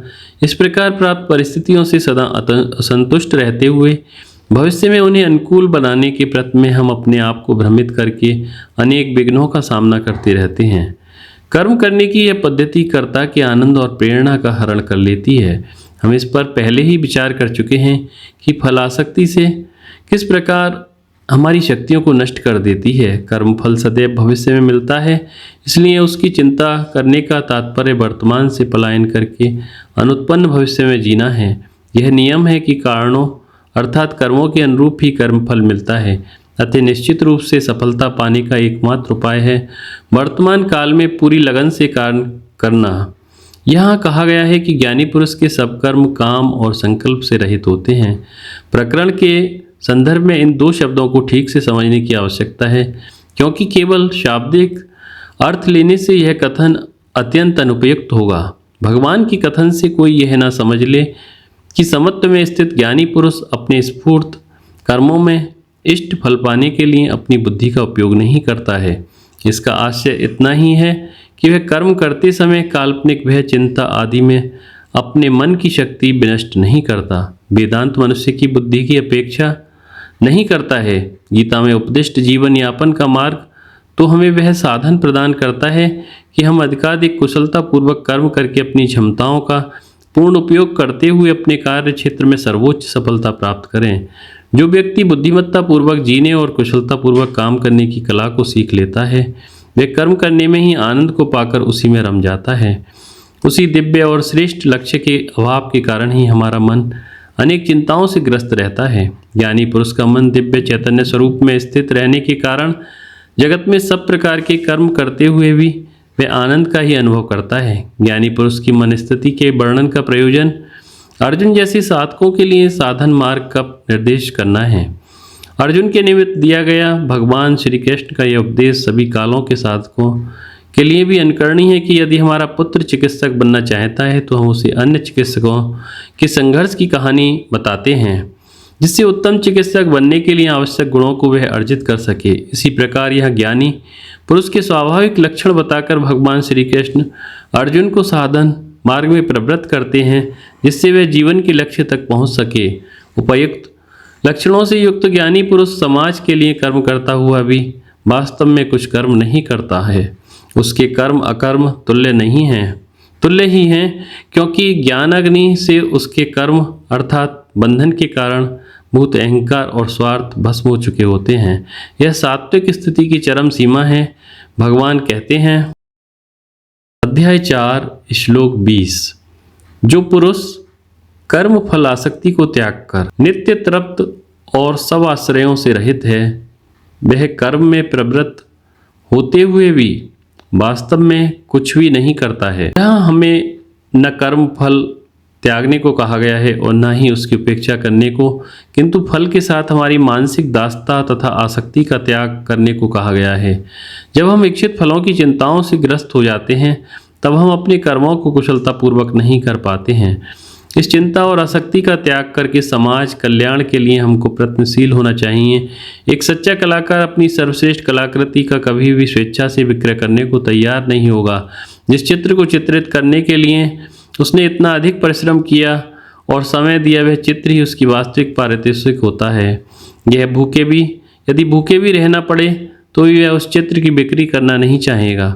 उस चित्र को देखने मात्र से उसे जो संतोष और आनंद का अनुभव होता है, उसकी तुलना में संपूर्ण जगत की संपत्ति भी तुच्छ प्रतीत होती है। यदि एक लघु परिच्छिन्न कलाकृति उस सामान्य व्यक्ति को इतना अधिक आनंद प्रदान कर सकती है, तो आत्मस्वरूप में स्थित दैवी आनंद की अनुभूति में रमे हुए नाम रूपा में जगत में काम करते हुए ज्ञानी पुरुष के आनंद का क्या मापदंड हो सकता है। वास्तव में अनंत तत्व को आत्म रूप से अनुभव किया हुआ पुरुष बाह्य आश्रयों से सर्वथा मुक्त हो जाता है। फलासक्ति, असंतोष तथा बाह्य वस्तुओं पर आश्रय, ये सब अविद्याजनित जीव के लिए ही होते हैं। यह जीव ही इन सबसे पीड़ित होता है। जब सत्य का साधक यह पहचान लेता है कि इस जीव का वास्तविक स्वरूप अनंत और परिपूर्ण है, तब यह जीव भाव अहंकार नष्ट हो जाता है और स्वभावतः उसके सब दुखों का अंत होना अवश्यम भावी है। पात्र में रखे हुए जल को हिलाने से उसमें स्थित सूर्य का प्रतिबिंब भी हिलता है, परंतु जल को फेंक देने पर प्रतिबिंब लुप्त हो जाता है और फिर किसी भी प्रकार आकाश में स्थित सूर्य को हिलाया नहीं जा सकता। ऐसा आत्मज्ञानी पुरुष कर्म में प्रवृत्त हुआ किंचित मात्र कर्म नहीं करता। शरीर, मन और बुद्धि बाह्य जगत में कार्य करते रहते हैं, किंतु सर्वव्यापी आत्मा नहीं। इस चैतन्य आत्मा के बिना शरीर कार्य नहीं कर सकता, परंतु उसकी क्रिया का आरोप अकर्म आत्मा पर नहीं किया जा सकता। अतः आत्मस्वरूप में स्थित पुरुष कार्य करते हुए भी कर्ता नहीं कहा जा सकता। रेल चलती है, परंतु यह कहना ठीक नहीं होगा कि वाष्प गतिशील है। वेदांत के शिक्षार्थी के मन में यह शंका उठती है कि आत्मानुभव होने पर ज्ञानी के पूर्वार्जित सभी कर्म नष्ट हो सकते हैं, परंतु तत्पश्चात पुनः जगत में कर्म करने से हो सकता है कि वे नए पाप पुण्य में कर्म करे, जिसका फल उस भोगने हेतु उसे नए जन्मों को भी लेना पड़े। इस श्लोक में उपयुक्त शंका को निर्मूल कर दिया गया है। यहाँ स्पष्ट कहा गया है कि ज्ञानी पुरुष कर्म करने पर भी किंचित कर्म नहीं करता है, तब फिर उसे बंधन कैसे होगा। प्रत्येक क्रिया की प्रतिक्रिया होती है। संत पुरुष के शारीरिक कर्मों का भी कुछ तो फल होना ही चाहिए। यह सामान्य युक्तिवाद है, जिसका खंडन करते हुए भगवान कहते हैं, श्लोक 21, जो आशा रहित हैं तथा जिसने चित्त और आत्मा शरीर को संयमित किया है, जिसने सब परिग्रहों का त्याग किया है, ऐसा पुरुष शारीरिक कर्म करते हुए भी पाप को नहीं प्राप्त होता है। केवल शरीर द्वारा कर्म किए जाने से वासना के रूप में प्रतिक्रिया उत्पन्न नहीं हो सकती। वासनाएं अंतकरण में उत्पन्न होती हैं और उनकी उत्पत्ति का कारण कर्तृत्वाभिमान के साथ किए कर्म हैं। स्वार्थ के प्रबल होने पर ही ये वासनाएं बंधनकारक बनती हैं। आत्मा के साथ शरीर, मन और बुद्धि, इन अविद्याजनित उपाधियों के मिथ्या तादात्म्य से अहंकार उत्पन्न होता है। इस अहंकार की प्रतिष्ठा भविष्य की आशाओं तथा वर्तमान में प्राप्त विषयोपभोग जनित संतोष में है। इसलिए इस श्लोक में कहा गया है कि जो व्यक्ति आशा रहित है, जिसने शरीर और मन को संयमित किया है, जो सब परिग्रहों से मुक्त है, उस व्यक्ति में इस मिथ्या अहंकार का कोई अस्तित्व शेष नहीं रह सकता। अहंकार के नष्ट होने पर केवल शरीर द्वारा किए गए कर्मों में यह सामर्थ्य नहीं होती कि वे अंतःकरण में नए संस्कारों को उत्पन्न कर सकें। निद्रावस्था में किसी व्यक्ति के विवस्त्र हो जाने पर किसी प्रकार के अशोभनीय व्यवहार का आरोप नहीं किया जा सकता। निद्रा में यदि किसी व्यक्ति का पदाघात उसके अपने पुत्र को लगता है तो उस पर क्रूरता का आरोप भी नहीं हो सकता, क्योंकि उस समय शरीर में मैं नहीं था। इसका कारण है कि दोनों ही स्थितियों में व्यक्ति के मैं कर्तृत्व का अभिमान नहीं था। अतः स्पष्ट है कि सभी प्रकार के दुख, कष्ट, बंधन आदि केवल कर्तृत्वाभिमानी जीव को ही होते हैं और उसके अभाव में शारीरिक कर्मों में मनुष्य को बांधने की क्षमता नहीं होती है। आत्मानुभवी संत पुरुष के कर्म उसे स्पर्श तक नहीं कर सकते, क्योंकि वे उनका कर्ता ही नहीं है। कर्म केवल उसके द्वारा व्यक्त होते हैं। ऐसा महान पुरुष कर्मों का कर्ता नहीं, पर ईश्वर की इच्छा को व्यक्त करने का सर्वोत्तम करण अथवा माध्यम है। यदि बीड़ा से मधुर संगीत व्यक्त नहीं हो रहा हो तो श्रोतागण उस वाद्य पर आक्रमण नहीं करते। यद्यपि बीड़ा वादक भी सुरक्षित नहीं रह सकता है। बीड़ा अपने आप मधुर ध्वनि को उत्पन्न नहीं करती, परंतु वादक की उंगलियों के स्पर्श मात्र से अपने में से संगीत को व्यक्त होने देती है। वादक की इच्छा और स्पर्श के अनुसार झुक जाने भर से उसका कर्तव्य समाप्त हो जाता है। अहंकार से रहित आत्मज्ञानी पुरुष भी श्रेष्ठतम माध्यम है जिसके द्वारा ईश्वर की इच्छा पूर्ण रूप से प्रकट होती है। ऐसे पुरुष के कर्म उसके लिए पाप और पुण्य रूप बंधन नहीं उत्पन्न कर सकते, वह तो केवल माध्यम है। ज्ञान योग में स्थित शरीर धारण के लिए आवश्यक कर्म करता हुआ पुरुष नित्य मुक्त ही है, भगवान कहते हैं। अध्याय 4 श्लोक 22। यद्रक्षा अपने आप जो कुछ प्राप्त हो उसमें ही संतुष्ट रहने वाला, द्वंद्वों से अतीत तथा मत्सर से रहित, सिद्धि व असिद्धि में संभाव वाला पुरुष कर्म करके भी नहीं बंधता है। अहंकार से परे आत्मस्वरूप में स्थित पुरुष इच्छा तथा फलासक्ति से प्रेरित होकर कर्म नहीं करता। कर्मों को करने से प्राप्त फल से ही वह संतुष्ट रहता है। अहंकार रहित अवस्था का अर्थ है अंतःकरण पर पूर्ण संयम। स्वाभाविक ही शीतोष्ण, सिद्धि असिद्धि, सुख दुख इत्यादि द्वंद्वात्मक अनुभव उसे व्यथित नहीं कर सकते, क्योंकि वे सब मन की बाह्य जगत के साथ होने वाली प्रतिक्रियाएं मात्र हैं। मन के प्रभावहीन होने पर बुद्धि अपना पूर्वाग्रह, ईर्ष्या और मत्सर आदि से ज्ञानी पुरुष को प्रभावित नहीं कर सकती। सामान्यतः सिद्धि में हमें हर्षातिरेक और असिद्धि में अत्यंत विषाद होता है, परंतु जब अविद्याजनित अहंकार पूर्ण रूप से दैवी स्वरूप को प्राप्त हो जाता है तब वह पुरुष सफलता और असफलता में समान भाव से स्थित रहता है। ऐसा ज्ञानी पुरुष कर्म करके भी कर्म फलों से नहीं बनता। जब आत्मज्ञानी पुरुष हमारे मध्य रहता हुआ कर्म करता है तब उसका व्यवहार सामान्य जनों के समान ही प्रतीत होता है, तथापि उसके कर्मों में एक विशेष शक्ति और प्रभाव दिखाई पड़ता है जो उसे कर्म क्षेत्र में सामान्य से कहीं अधिक सफलता प्रदान करता है। श्री कृष्ण के कथनानुसार ऐसे पुरुष को कर्मों का बंधन नहीं होता। सामान्य जनों को ज्ञानी पुरुष की इस उपलब्धि को समझने में कठिनाई होती है, जिसे दैवी प्रेरणा एवं भावना से ज्ञानी पुरुष जगत में कर्म करता है, उसका वर्णन भगवान अगले श्लोकों में करते हैं। श्लोक 23। जो आसक्ति रहित और मुक्त हैं, जिसका चित्त ज्ञान में स्थित है, यज्ञ के लिए आचरण करने वाले ऐसे पुरुष के समस्त कर्म लीन हो जाते हैं। इस श्लोक में ज्ञानी पुरुष के लक्षणों का वर्णन करके जिस क्रम में उसके गुणों को बताया गया है वह स्वयं साधना मार्ग की ओर संकेत करता है। उपदेश को सूत्र रूप में वर्णन करने की सभी शास्त्रीय ग्रंथों की एक विशेष शैली होती है। उसमें भी प्रतीक शब्दों के चयन के प्रति शास्त्रज्ञ अधिक सजग रहते हैं और उन शब्दों को एक विशेष क्रम देने में भी उन्हें आनंद का अनुभव होता है। विचाराधीन श्लोक इसका एक उदाहरण है। गत संगत से जिस दैवी स्वरूप को ऋषियों ने प्राप्त किया वह कोई अज्ञात स्थल से प्राप्त की हुई नवीन उपलब्धि नहीं थी। यह पूर्णत्व तो सबका स्वयं सिद्ध स्वरूप ही है, जिसे उन्होंने केवल पहचाना। बाह्य विषयों के साथ आसक्ति के कारण हमने अपने आप को स्वस्वरूप के राज्य के बाहर निष्कासित कर लिया है। ज्ञानी पुरुष वह है जो परिचिन्न जगत की आसक्ति से पूर्णतया मुक्त है। मुक्तस्य अधिकांश साधकों को मुक्ति के संबंध में स्पष्ट ज्ञान नहीं होता। हम अपने आप ही अपने लिए बंधन उत्पन्न कर लेते हैं। अनेक प्रकार के बंधनों का कारण है विषयों के साथ हमारी आसक्ति। विषयोपभोग में भी यह जीव सुख संतोष का अनुभव करता है। यही कारण है कि वह उसमें आसक्त हो जाता है। इस प्रकार शरीर, मन और बुद्धि की दृष्टि से वह क्रम से बाह्य विषयों, भावनाओं एवं विचारों के साथ बंध जाता है। ज्ञानी पुरुष इन सब से मुक्त होता है। ज्ञानावस्थित चेतस नित्य वस्तु के विवेक के द्वारा नित्य स्वरूप को पहचान कर उसमें प्राप्त की हुई स्थिति के द्वारा ही विषयासक्ति के बंधन से मुक्ति हो सकती है। विवेक जनित विज्ञान के प्रकाश में अविद्या से उत्पन्न आसक्ति के नष्ट होने पर वह पूर्णत्व प्राप्त पुरुष वैश्विक प्रवृत्ति और अनैतिकता की श्रृंखलाओं से मुक्त हो जाता है।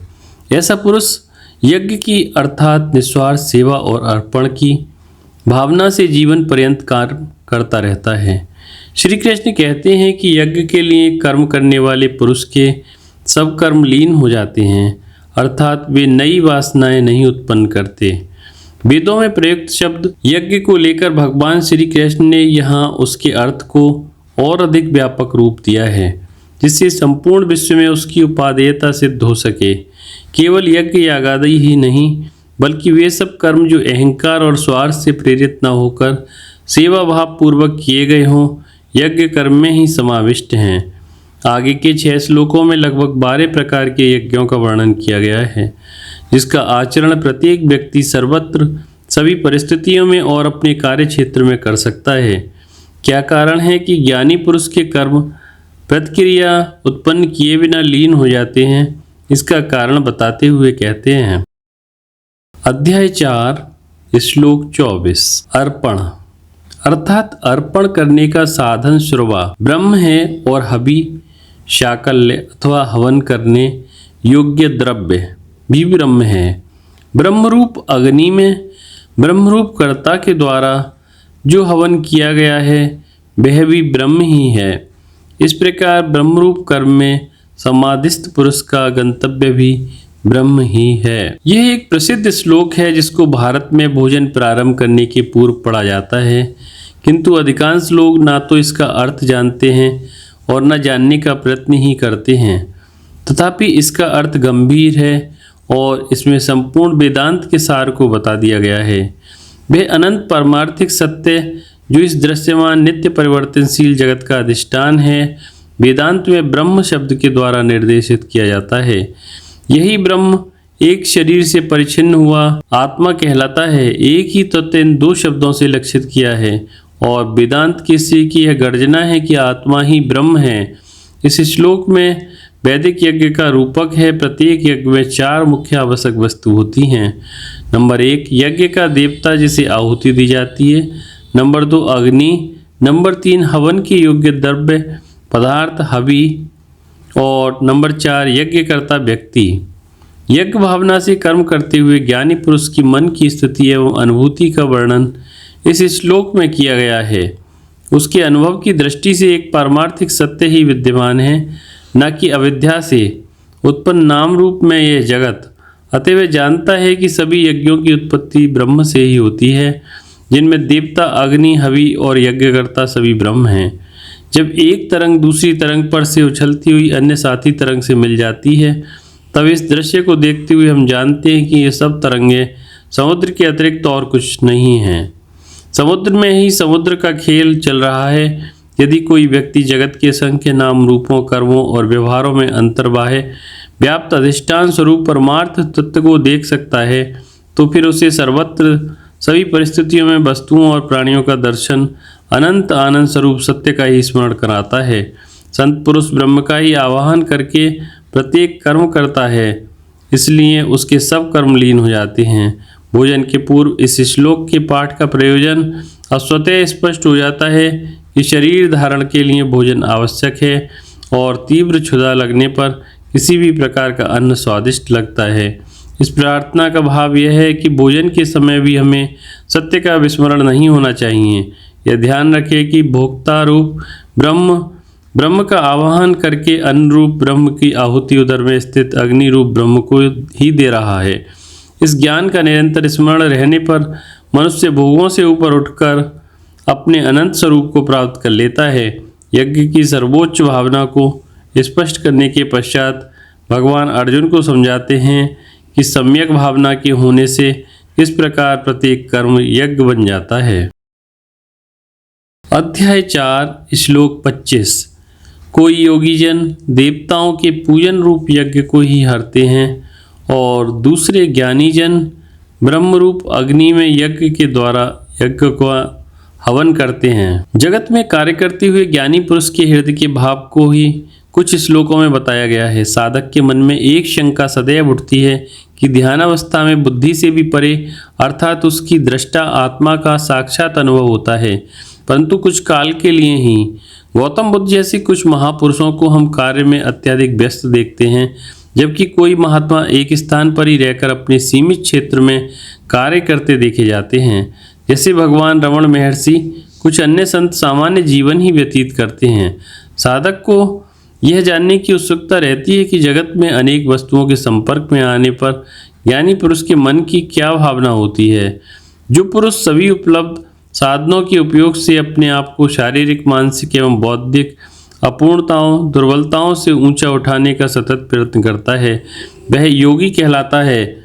इस दृष्टि से इस श्लोक के केवल सामान्य अर्थ को ही ग्रहण करना उचित नहीं होगा। जो प्रकाश रूप है उसे कहते हैं देव। अध्यात्म की दृष्टि से ये देव पंच ज्ञानेंद्रियां हैं। इन इंद्रियों के द्वारा शब्द, स्पर्श, रूप, रस और गंध ये 5 विषय प्रकाशित किए जाते हैं। साधकता सिद्ध पुरुष भी इन इंद्रियों के माध्यम से ही विषय ग्रहण करते हैं, परंतु उनकी दृष्टि में यह भी एक यज्ञ है जिसमें विषयों की आहुतियां इंद्रिय रूप देवों को दी जा रही हैं। अज्ञानी के लिए जो विषय ग्रहण की क्रिया मात्र है, वही ज्ञानियों की दृष्टि से विषयों की इंद्रियों के प्रति भक्ति की साधना है। यज्ञ की भावना बनाए रखने से साधक को धीरे धीरे उत्कृष्ट अथवा निकृष्ट सभी प्रकार के इंद्रिय भोगों से वैराग्य हो जाता है, जो आंतरिक समता बनाए रखने में सहायक होता है। देव यज्ञ के वर्णन के बाद श्री कृष्ण कहते हैं, अन्य लोग ब्रह्म यज्ञ करते हैं, जिसमें ब्रह्मरूप अग्नि में यज्ञ आत्मा के द्वारा यज्ञ का आत्मा का हवन करते हैं।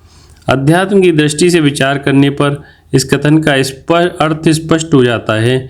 जब तक हम शरीर धारण किए हुए इस जगत में रहते हैं, तब तक विषयों के साथ हमारा संपर्क अवश्य रहता है, परंतु हमें जो सुख दुख का अनुभव होता है वह बाह्य जगत के कारण नहीं, वरन हमारे विषयों के प्रति राग द्वेष के कारण होता है।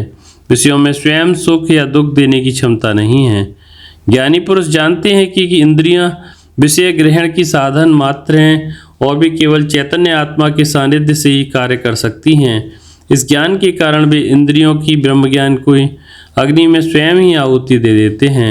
यह साधकों को उपदेश है कि वे अपनी ज्ञानेंद्रियों और कर्मेंद्रियों का उपयोग स्वार्थ के लिए न करके जगत की सेवार्थ करें। इससे वे जगत में रहकर कार्य करते हुए भी विषय आसक्ति के बंधन में नहीं पड़ सकते। अगले श्लोक में भगवान 2 प्रकार के यज्ञ बताते हैं। श्लोक 26। अन्य योगीजन श्रोत्रादिक सब इंद्रियों को संयम रूप अग्नि में हवन करते हैं और अन्य लोग शब्दादिक विषयों को इंद्रिय रूप अग्नि में हवन करते हैं। सुपरिचित वैदिक यज्ञ के रूपक के द्वारा यहाँ सब यज्ञों अर्थात साधनाओं का निरूपण अर्जुन के लिए किया गया। यज्ञ विधि में देवताओं का अनुग्रह प्राप्त करने के लिए अग्नि में आहुतियां दी जाती थीं। इस रूपक के द्वारा यह दर्शाया गया है कि इस विधि में न केवल आहुति भस्म हो जाती है, बल्कि उसके साथ ही देवता का आशीर्वाद भी प्राप्त होता है। आत्मज्ञानी पुरुष अथवा साधकगण श्रोत्रादि इंद्रियों की आहुति संयम अग्नि में देते हैं, अर्थात वे आत्म संयम का जीवन जीते हैं। इस प्रकार इंद्रियों की बहिर्मुखी प्रवृत्ति भस्म हो जाती है और साधक को आंतरिक स्वातंत्र्य का आनंद भी प्राप्त होता है। यह एक सुविदित तथ्य है कि इंद्रियों को जितना अधिक संतुष्ट रखने का प्रयत्न हम करते हैं, वे उतनी ही अधिक प्रमथनशील होकर हमारी शांति को लूट ले जाती हैं। आत्म संयम की साधना के अभ्यास के द्वारा ही साधक को ध्यान की योग्यता प्राप्त होती है। इस श्लोक की प्रथम पंक्ति में इंद्रिय संयम का उपदेश है, तो दूसरी पंक्ति में मन संयम का। इंद्रियों के द्वारा बाह्य विषयों की संवेदनाएं प्राप्त करके ही मन का अस्तित्व बना रहता है। जहाँ शब्द स्पर्श आदि 5 विषयों का ग्रहण नहीं होता, वहाँ मन कार्य कर ही नहीं सकता। इसलिए विषयों से मन को अप्रभावित रखने की साधना यहाँ बताई गई है, जिसके अभ्यास से ध्यान अभ्यास के लिए आवश्यक मन की स्थिरता प्राप्त की जा सकती है। जिस पुरुष ने मन को पूर्ण रूप से संयमित कर लिया है, उसके विषय में भगवान कहते हैं, अन्य अर्थात साधक शब्दाधिक विषयों को इंद्राग्नि में आहुति देते हैं। प्रथम विधि में विषयों की संवेदनाओं को इंद्रियों के प्रवेश द्वार पर ही संयमित किया जाता है, जबकि दूसरी विधि में अभ्यंतर में मन के सूक्ष्मतर स्तर पर उन्हें नियंत्रित करने की साधना है। और भी दूसरे प्रकार के यज्ञ बताते हुए भगवान कहते हैं, श्लोक 27, दूसरे योगीजन संपूर्ण इंद्रियों के तथा प्राणों के कर्मों को ज्ञान से प्रकाशित आत्म संयम योग रूप अग्नि में हवन करते हैं। दिव्य सत्य के ज्ञान के द्वारा अहंकार को संयमित करने को यहाँ आत्म संयम योग कहा गया है। आत्मानात्म विवेक के द्वारा परिच्छिन्न संसारी अहंकार से अपरिच्छिन्न आनंद स्वरूप आत्मा को विलग करके उसमें ही दृढ़ स्थिति प्राप्त करने के अभ्यास का अर्थ ही आत्मा के द्वारा अहंकार को संयमित करना है। इसे ही आत्म संयम कहते हैं। इस साधना के द्वारा कर्मेंद्रियों एवं ज्ञानेंद्रियों के अनियंत्रित व्यापार को नियंत्रित किया जा सकता है। इस प्रकार 5 यज्ञों का वर्णन करने के पश्चात भगवान अगले श्लोक में 5 और साधनाएं बताते हैं। मानो वे अर्जुन को यह समझाना चाहते हो कि इस प्रकार की सैकड़ों साधनाएं बताई जा सकती हैं। अध्याय 4 श्लोक 28। कुछ साधक द्रव्य यज्ञ, तप यज्ञ और योग यज्ञ करने वाले होते हैं और दूसरे कठिन व्रत करने वाले, स्वाध्याय और ज्ञान यज्ञ करने वाले योगीजन होते हैं। द्रव्य यज्ञ, यहाँ द्रव्य शब्द को उसके व्यापक अर्थ में समझना चाहिए। ईमानदारी से अर्जित किए धन का समाज सेवा में भक्ति भाव सहित विनियोग करने को द्रव्य यज्ञ कहते हैं।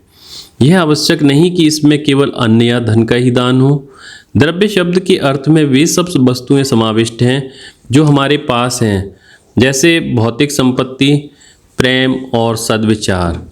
ईश्वर की पूजा समझकर अपनी इन भौतिक, मानसिक एवं बौद्धिक संपदाओं का समाज सेवा में सदुपयोग करना ही द्रव्य यज्ञ कहलाता है। अतः इस यज्ञ के अनुष्ठान के लिए साधक का धनवान होना आवश्यक नहीं है। दरिद्र अथवा शरीर से अपंग होते हुए भी हम जगत के कल्याण की कामना कर सकते हैं और हृदय से प्रार्थना कर सकते हैं। हार्दिक सहानुभूति का एक शब्द, कृपा का एक कटाक्ष, स्नेह सिंचित स्मृति अथवा मैत्रीपूर्ण सद्व्यवहार पाषाणी मन से दी हुई बड़ी धनराशि से भी अधिक महत्व का होता है। तपोयज्ञ, कुछ साधकगण अपना तपों में जीवन ईश्वर को अर्पित करते हैं। विश्व में ऐसा कोई धर्म नहीं जो किसी न किसी प्रकार से तप या व्रत का जीवन जीने का उपदेश न करता हो। ये व्रत परमेश्वर प्रीत्यर्थ ही किए जाते हैं। यह तो सब जानते ही हैं कि भक्त द्वारा किए गए भोग के त्याग से समस्त विश्व के पालन और पोषण करता करुणासागर परमात्मा का कोई विशेष प्रयोजन सिद्ध होने का नहीं। तथापि साधकगण इसे ईश्वर अर्पण करते हैं, जिससे उन्हें आत्म संयम और चित्त शुद्धि प्राप्त हो। कोई तप शरीर के लिए अत्यंत पीड़ादायक होते हैं, फिर भी यदि उन्हें समझकर किया जाए तो इंद्रिय संयम प्राप्त हो सकता है। योग यज्ञ अपने मन से निकृष्ट प्रवृत्तियों का त्याग करके उत्कृष्ट जीवन जीने के सतत प्रयत्न का नाम है योग। इसकी प्राथमिक साधना है अपने हृदय के इष्ट भगवान की भक्ति पूर्वक पूजा करना। इसका ही नाम है उपासना। निष्काम भावना से उपासना का अनुष्ठान करने पर साधक की अध्यात्म मार्ग में प्रगति होती है। इसीलिए इसे योग कहा गया है और यज्ञ भावना से इसका अनुष्ठान करने के कारण यहाँ योग यज्ञ कहा गया है। स्वाध्याय यज्ञ प्रतिदिन शास्त्रों का अध्ययन करना स्वाध्याय कहलाता है। शास्त्रों के अध्ययन के बिना हम ना तो अपने लक्ष्य को ही निर्धारित कर सकते हैं और न ही साधना अभ्यास का अर्थ ही समझ सकते हैं। ज्ञान रहित यंत्रवत साधना से अपेक्षित प्रगति नहीं हो सकती। यही कारण है कि सभी धर्मों में दैनिक स्वाध्याय पर विशेष बल दिया जाता है। आत्मानुभव के पश्चात भी ऋषि मुनि अपना अधिकांश समय शास्त्र अध्ययन तथा उसके गंभीर चिंतन मनन में व्यतीत करते हैं। अध्यात्म दृष्टि से स्वाध्याय का अर्थ है स्वयं का अध्ययन, अर्थात आत्मनिरीक्षण के द्वारा अपनी दुर्बलताओं को समझना, जिससे उनका परित्याग किया जा सके। साधक के लिए यह आत्मविकास का एक साधन है, तो सिद्ध पुरुषों के लिए आत्मानुभव में रमण का ज्ञान यज्ञ। गीता में यह शब्द अनेक स्थानों पर प्रयुक्त हुआ है और व्यास जी ने जिन मौलिक शब्दों का प्रयोग गीता में किया है उनमें से यह एक है। वह साधना यज्ञ कहलाती है, वह साधना ज्ञान यज्ञ कहलाती है, जिसमें साधक ज्ञान की अग्नि प्रज्वलित करके उसमें अपने अज्ञान की आहुति देता है।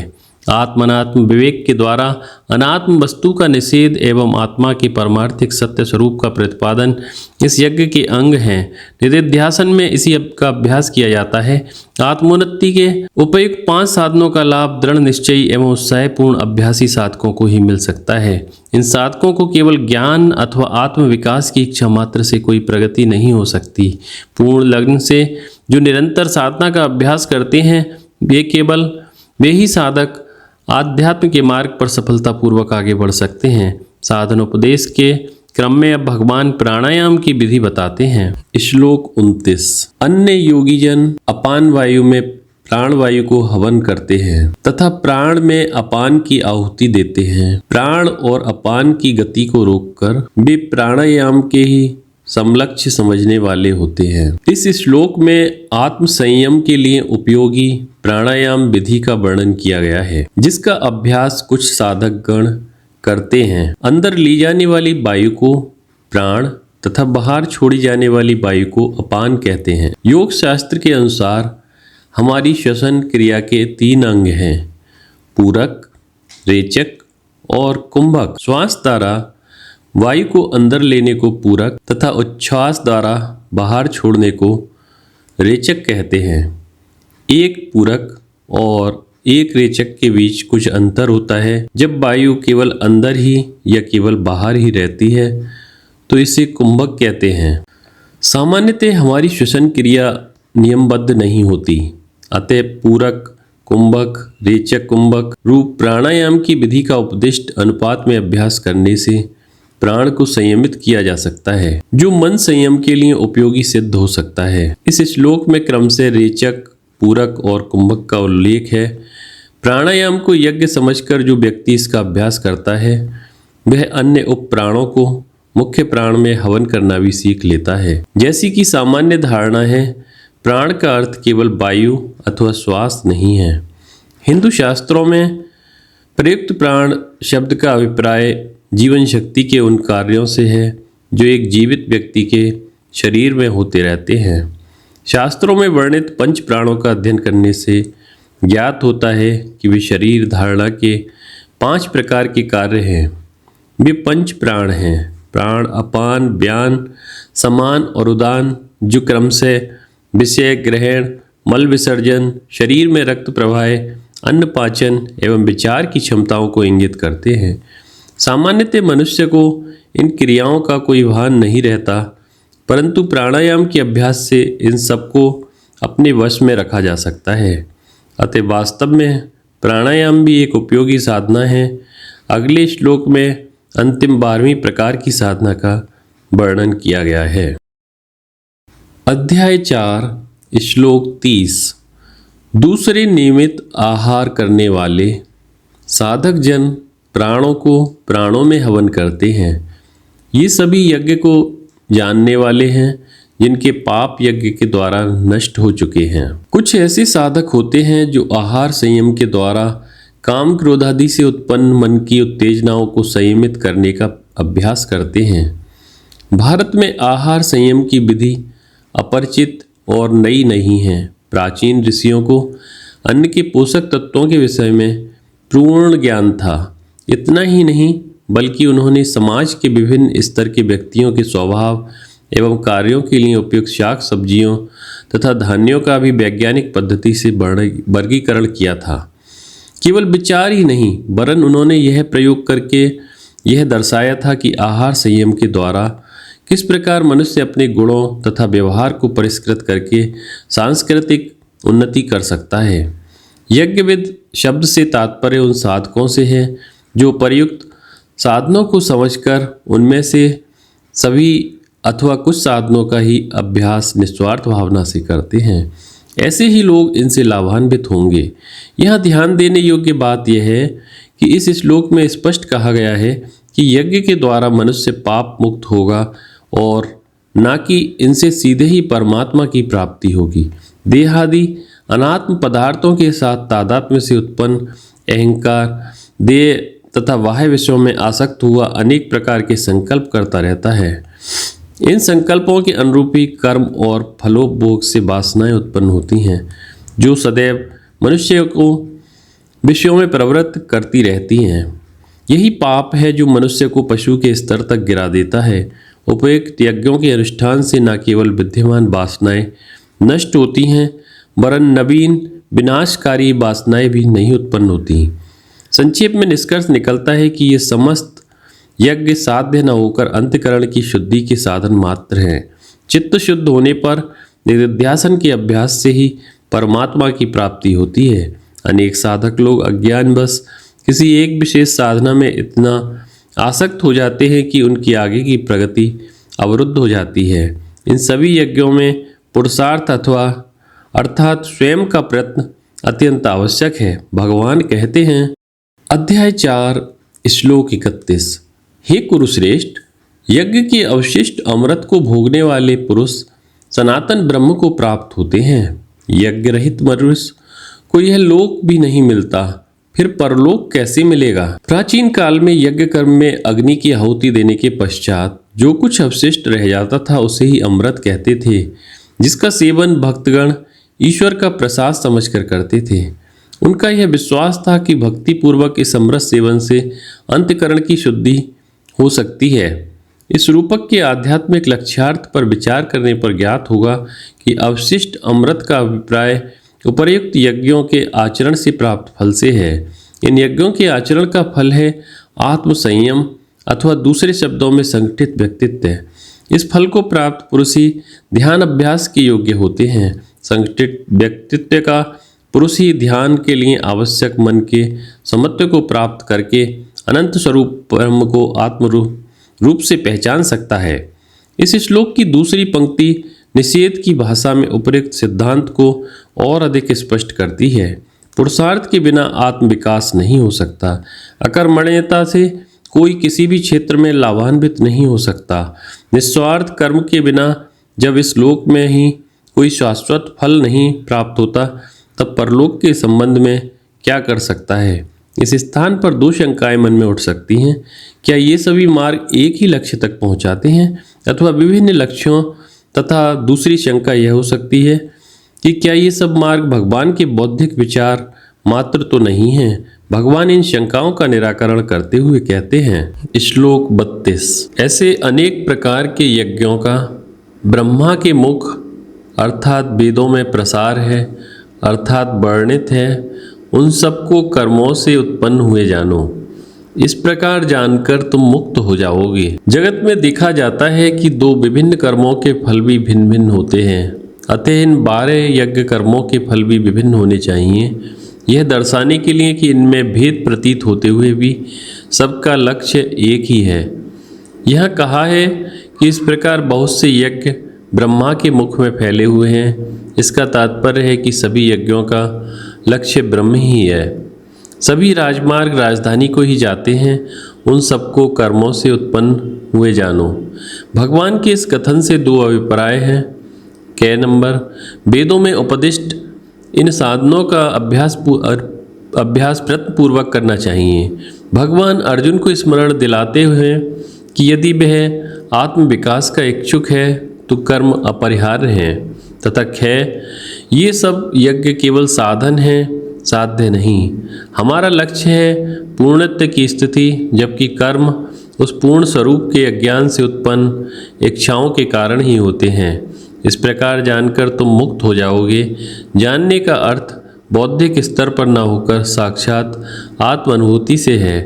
सम्यक ज्ञान को ज्ञान यज्ञ कहा गया था। तत्पश्चात अनेक प्रकार के यज्ञों का वर्णन किया गया है। अब अन्य यज्ञों की अपेक्षा ज्ञान यज्ञ की विशेषता बताते हुए उसकी प्रशंसा करते हैं। अध्याय 4 श्लोक 33। हे परंतप, द्रव्यों से संपन्न होने वाले यज्ञ की अपेक्षा ज्ञान यज्ञ श्रेष्ठ है। हे पार्थ, संपूर्ण अखिल कर्म ज्ञान में समाप्त होते हैं, अर्थात ज्ञान उनकी पराकाष्ठा है। भगवान श्री कृष्ण कहते हैं कि आत्मोन्नति के लिए अनेक द्रव्य पदार्थों के उपयोग से सिद्ध होने वाले यज्ञों की अपेक्षा ज्ञान यज्ञ ही श्रेष्ठ है। दूसरी पंक्ति में भगवान उसके श्रेष्ठत्व का कारण भी बताते हैं। कर्मकांड में उपदिष्ट द्रव्य में यज्ञ ऐसे फलों को उत्पन्न करते हैं जिनके उपभोग के लिए कर्तृत्वाभिमानी जीव को अनेक प्रकार के देह धारण करने पड़ते हैं, जिनमें और भी नए नए कर्म किए जाते रहते हैं। कर्म से ही कर्म की समाप्ति नहीं होती, अतः कर्म की पूर्णता स्वयं में ही कभी नहीं हो सकती। इसके विपरीत ज्ञान के प्रकाश में अज्ञान जनित अहंकार नष्ट हो जाता है। अज्ञान से कामना और कामना से कर्म उत्पन्न होते हैं। इसलिए ज्ञान के द्वारा कर्म के मूल स्रोत अज्ञान के ही नष्ट हो जाने पर कर्म स्वतः समाप्त हो जाते हैं। संपूर्ण कर्मों की परिसमाप्ति ज्ञान में होती है। यदि केवल ज्ञान से ही पूर्णत्व की प्राप्ति होती हो तो उस ज्ञान को हम कैसे प्राप्त कर सकते हैं जिससे कि सब कर्मों का क्षय तत्काल हो जाए?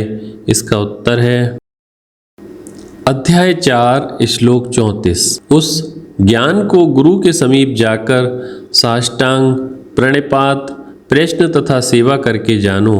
ये तत्वदर्शी ज्ञानी पुरुष तुम्हें ज्ञान का उपदेश करेंगे। जीवन के परम पुरुषार्थ को प्राप्त करने के लिए ज्ञान का उपदेश अनिवार्य है। उस ज्ञानोपदेश को देने के लिए गुरु का जिन गुणों से संपन्न होना आवश्यक है उन्हें इस श्लोक में बताया गया है। गुरु के उपदेश से पूर्णतया लाभान्वित होने के लिए शिष्य में जिस भावना तथा बौद्धिक क्षमता का होना आवश्यक है उसका भी यहाँ वर्णन किया गया है। प्रणिपातेन, वैसे तो साष्टांग दंडवत शरीर से किया जाता है, परंतु यहाँ प्रणिपात से शिष्य का प्रपन्न भाव और नम्रता, गुरु के प्रति आदर एवं आज्ञाकारिता अभिप्रेत है। सामान्यतः लोगों को अपने ही विषय में पूर्ण अज्ञान होता है। वे ना तो अपने मन की वृत्तियों को जानते हैं और ना ही मन संयम की साधना को। अतः उनके लिए यह आवश्यक हो जाता है कि वे गुरु के समीप रहकर उनके दिए उपदेशों को समझने तथा उसके अनुसार आचरण करने में सदा तत्पर रहें। जिस प्रकार जल का प्रवाह ऊपरी धरातल से नीचे की ओर होता है, उसी प्रकार ज्ञान का उपदेश भी ज्ञानी गुरु के मुख से जिज्ञासु शिष्य के लिए दिया जाता है। इसलिए शिष्य में नम्रता का भाव होना आवश्यक है, जिससे कि उपदेश को यथावत ग्रहण कर सके। परिप्रश्नेन, प्रश्नों के द्वारा गुरु की बुद्धि मंजूषा में निहित ज्ञान निधि को हम खोल देते हैं। एक निष्णात गुरु शिष्य के प्रश्न से ही उसके बौद्धिक स्तर को समझ लेते हैं। शिष्य के विचारों में हुई त्रुटि को दूर करते हुए वे अनायास ही उसके विचारों को सही दिशा भी प्रदान करते हैं। प्रश्नोत्तर रूप इस संवाद के द्वारा गुरु के पूर्णत्व की आभा शिष्य को प्राप्त हो जाती है। इसलिए हिंदू धर्म में गुरु और शिष्य के मध्य प्रश्नोत्तर की यह प्रथा प्राचीन काल से चली आ रही है, जिसे सत्संग कहते हैं। विश्व के सभी धर्मों में शिष्य को यह विशेष अधिकार प्राप्त नहीं है। वास्तव में केवल वेदांत दर्शन ही हमारी बुद्धि को पूर्ण स्वतंत्रता देता है। उसका व्यापार साधकों की अंधश्रद्धा पर नहीं चलता। अन्य धर्मों में श्रद्धा का अत्यधिक महत्व होने के कारण उनके धर्म ग्रंथों में बौद्धिक दृष्टि से अनेक त्रुटियां रह गई हैं, जिनका समाधान कारक उत्तर नहीं मिलता। अतः उनके धर्मगुरुओं के लिए आवश्यक है कि शास्त्र संबंधी प्रश्नों को पूछने के अधिकार से साधकों को वंचित रखा जाए। सेव्या गुरु को फल फूल और मिष्ठान आदि अर्पण करना ही सेवा नहीं कही जाती। यद्यपि आज धार्मिक संस्थानों में आश्रमों में इसी को ही सेवा समझा जाता है। गुरु के उपदेश को ग्रहण करके उसी के अनुसार आचरण करने का प्रयत्न ही गुरु की वास्तविक सेवा है। इससे बढ़कर और कोई सेवा नहीं हो सकती। शिष्यों को ज्ञान का उपदेश देने के लिए गुरु में मुख्यतः 2 गुणों का होना आवश्यक है। क आध्यात्मिक शास्त्रों का पूर्ण ज्ञान, ख अनंत स्वरूप परमार्थ सत्य के अनुभव में दृढ़ स्थिति। इन 2 गुणों को इस श्लोक में क्रमशः ज्ञानेन और तत्वदर्शन शब्दों से बताया गया है।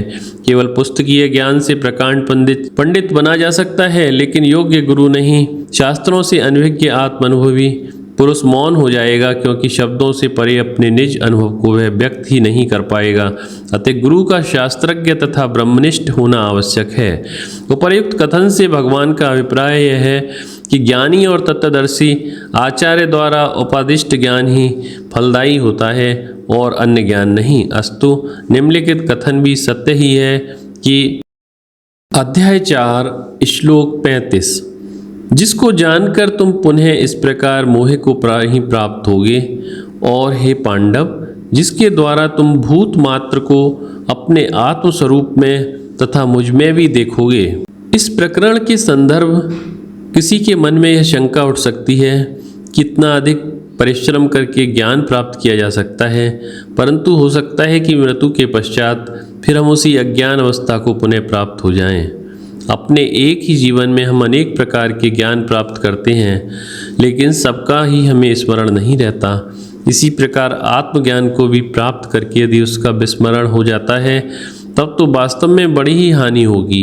इस प्रकार की शंका का निवारण करते हुए भगवान श्री कृष्ण निश्चयपूर्वक कहते हैं, इसे जानकर पुनः तुम मोह को प्राप्त नहीं होगे।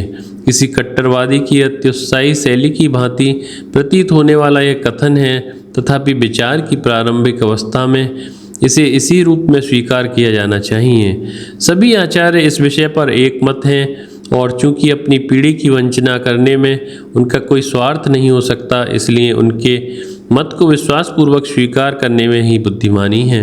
इस श्रद्धा की आवश्यकता तब तक ही है जब तक हम स्वयं आत्मा का साक्षात अनुभव नहीं कर लेते।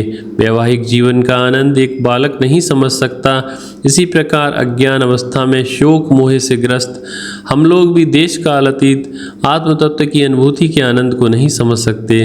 गुरु चाहे जितना ही वर्णन क्यों ना करे, परंतु आंतरिक परिपक्वता प्राप्त किए बिना उनके वाक्यों के लक्ष्यार्थ को हम यथार्थ रूप में ग्रहण नहीं कर सकेंगे।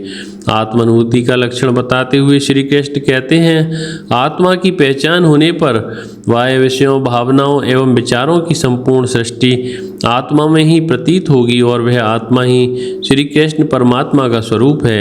एक बार समुद्र की पहचान हो जाने पर उस मनुष्य के लिए संपूर्ण लहरें समुद्र रूप ही हो जाती हैं। पूर्व श्लोकों में वर्णित ज्ञान के साक्षात्कार के लक्षण इस श्लोक में बताए गए हैं। यहाँ स्पष्ट हो जाता है कि शिष्य को गुरु के सानिध्य की आवश्यकता तभी तक रहती है जब तक वह समस्त सृष्टि को परमात्मा से अभिन्न आत्मस्वरूप में अनुभव नहीं कर लेता। इस ज्ञान का महात्म्य देखिए कि अध्याय 4 श्लोक 36, यदि तुम सब पापियों से भी अधिक पाप करने वाले हो तो भी ज्ञान रूपी नौका द्वारा निश्चय ही संपूर्ण पापों का तुम संतरण कर जाओगे। यद्यपि भगवान श्री कृष्ण ने अर्जुन को आत्म साक्षात्कार का आश्वासन दिया था, किंतु वह अनुभव इतना भव्य और उच्च कोटि का था कि अर्जुन को स्वयं पर विश्वास नहीं हो रहा था। उसकी स्वयं के विषय में यह धारणा थी कि वह इस अनुभव को प्राप्त करने के योग्य नहीं था। जिस किसी विवेकी पुरुष को अपने अवगुणों का भान है, उसके मन में ऐसी शंका आ सकती है। वेदांत ऐसा दर्शन नहीं है कि वह निष्ठुर हृदय होकर पापियों को ज्ञानार्जन से वंचित रखे। वेदांत इस धारणा में विश्वास नहीं रखता कि कोई व्यक्ति पतित है और वह हीन योनियों में सदा भटकता रहेगा, तथा उस पतित व्यक्ति का उद्धार केवल तभी होगा जब वह वेदांत मंदिर में प्रवेश करेगा। अत्यंत सहिष्णु वेदांत दर्शन केवल सत्य की और केवल सत्य की ही घोषणा करता है। सर्वव्यापी दिव्य तत्व सर्वत्र व्यक्त हो रहा है और इसलिए कोई भी पापी व्यक्ति ऐसा नहीं है जो स्वप्रयत्न से अपने जन्म सिद्ध पूर्णत्व के अधिकार को प्राप्त न कर सके। गीता मानव मात्र के लिए लिखा गया एक जीवन शास्त्र है और उसकी सार्वभौमिकता इस श्लोक में स्पष्ट दृष्टिगोचर होती है। गीता का आश्वासन है कि अत्यंत पापी पुरुष भी वर्तमान जीवन की परिच्छिन्नताओं तथा दुखदायी अवगुणों को तैर कर पूर्णत्व के तट पर ज्ञान नौका के द्वारा पहुंच सकता है। मनुष्य की पूर्णत्व प्राप्ति का यह अधिकार विश्व के किसी भी धर्म ग्रंथ में इतने स्पष्ट रूप से उल्लिखित नहीं है। यह पहचान कर कि जीव का वास्तविक स्वरूप पूर्ण परमात्मा से भिन्न नहीं है तथा तत्वसात आत्म रूप में रहने को ही सम्यक ज्ञान कहते हैं। अपने परमार्थिक आनंद स्वरूप को पहचान लेने पर वैसे एक सुख हमें प्रलोभित नहीं कर सकते और न पाप पूर्ण जीवन में हमें खींच सकते हैं। बड़े ही सुंदर शब्दों में यह कहा गया है, ज्ञान नौका द्वारा तुम संपूर्ण पापों को तर जाओगे। इस प्रकार यह ज्ञान पापों को नष्ट करता है। एक दृष्टांत के द्वारा इसका उत्तर देते हुए भगवान कहते हैं, अध्याय 4 श्लोक 37। जैसे प्रज्वलित अग्नि ईंधन को भस्मसात कर देती है, वैसे ही हे अर्जुन ज्ञान रूपी अग्नि संपूर्ण कर्मों को भस्मसात कर देती है। यह दृष्टांत सुपरिचित तथा अत्यंत उपयुक्त है। ईंधन की लकड़ियों का आकार, प्रकार या रंग कुछ भी हो, जब उन्हें अग्निकुंड में डाला जाता है तब सबका अंतिम परिणाम एक ही होता है, भस्म। उस भस्म के ढेर से हम विभिन्न लकड़ियों की राख को अलग अलग नहीं कर सकते, उनका मूल रूप सर्वथा नष्ट हो जाता है। इसी प्रकार पाप और पुण्य जो भी और जितने भी कर्म हैं वे सब ज्ञान अग्नि में भस्मीभूत हो जाते हैं। उनका पूर्व का कार्य कारण रूप नष्ट हो जाता है। कर्म फल प्रदान करते हैं परंतु सभी कर्म एक साथ ही फलदायी नहीं हो सकते। नियमानुसार जब वे परिपक्व हो जाते हैं तभी उनका फल प्राप्त होने लगता है। अनादिकाल से जीव कृतज्ञ का अभिमान करके अनेक कर्मों को करता आ रहा है, इसीलिए उसे अनेक प्रकार के शरीर भी धारण करने पड़ते हैं। इन कर्मों का फलोपभोग आवश्यक होता है। शास्त्रों में इन कर्मों का वर्गीकरण 3 भागों में किया गया है कि संचित, अर्जित किए गए कर्म जो अभी फलदायी नहीं हुए हैं, क्षय प्रारब्ध जिन्होंने फल देना प्रारंभ कर दिया है, तथा ज्ञेय आगामी अर्थात जिन कर्मों का फल भविष्य में मिलेगा। इस श्लोक में सब कर्मों से तात्पर्य संचित और आगामी कर्मों से है। इसलिए अध्याय 4 श्लोक 38। इस श्लोक में ज्ञान के समान पवित्र करने वाला निसंदेह कुछ भी नहीं है।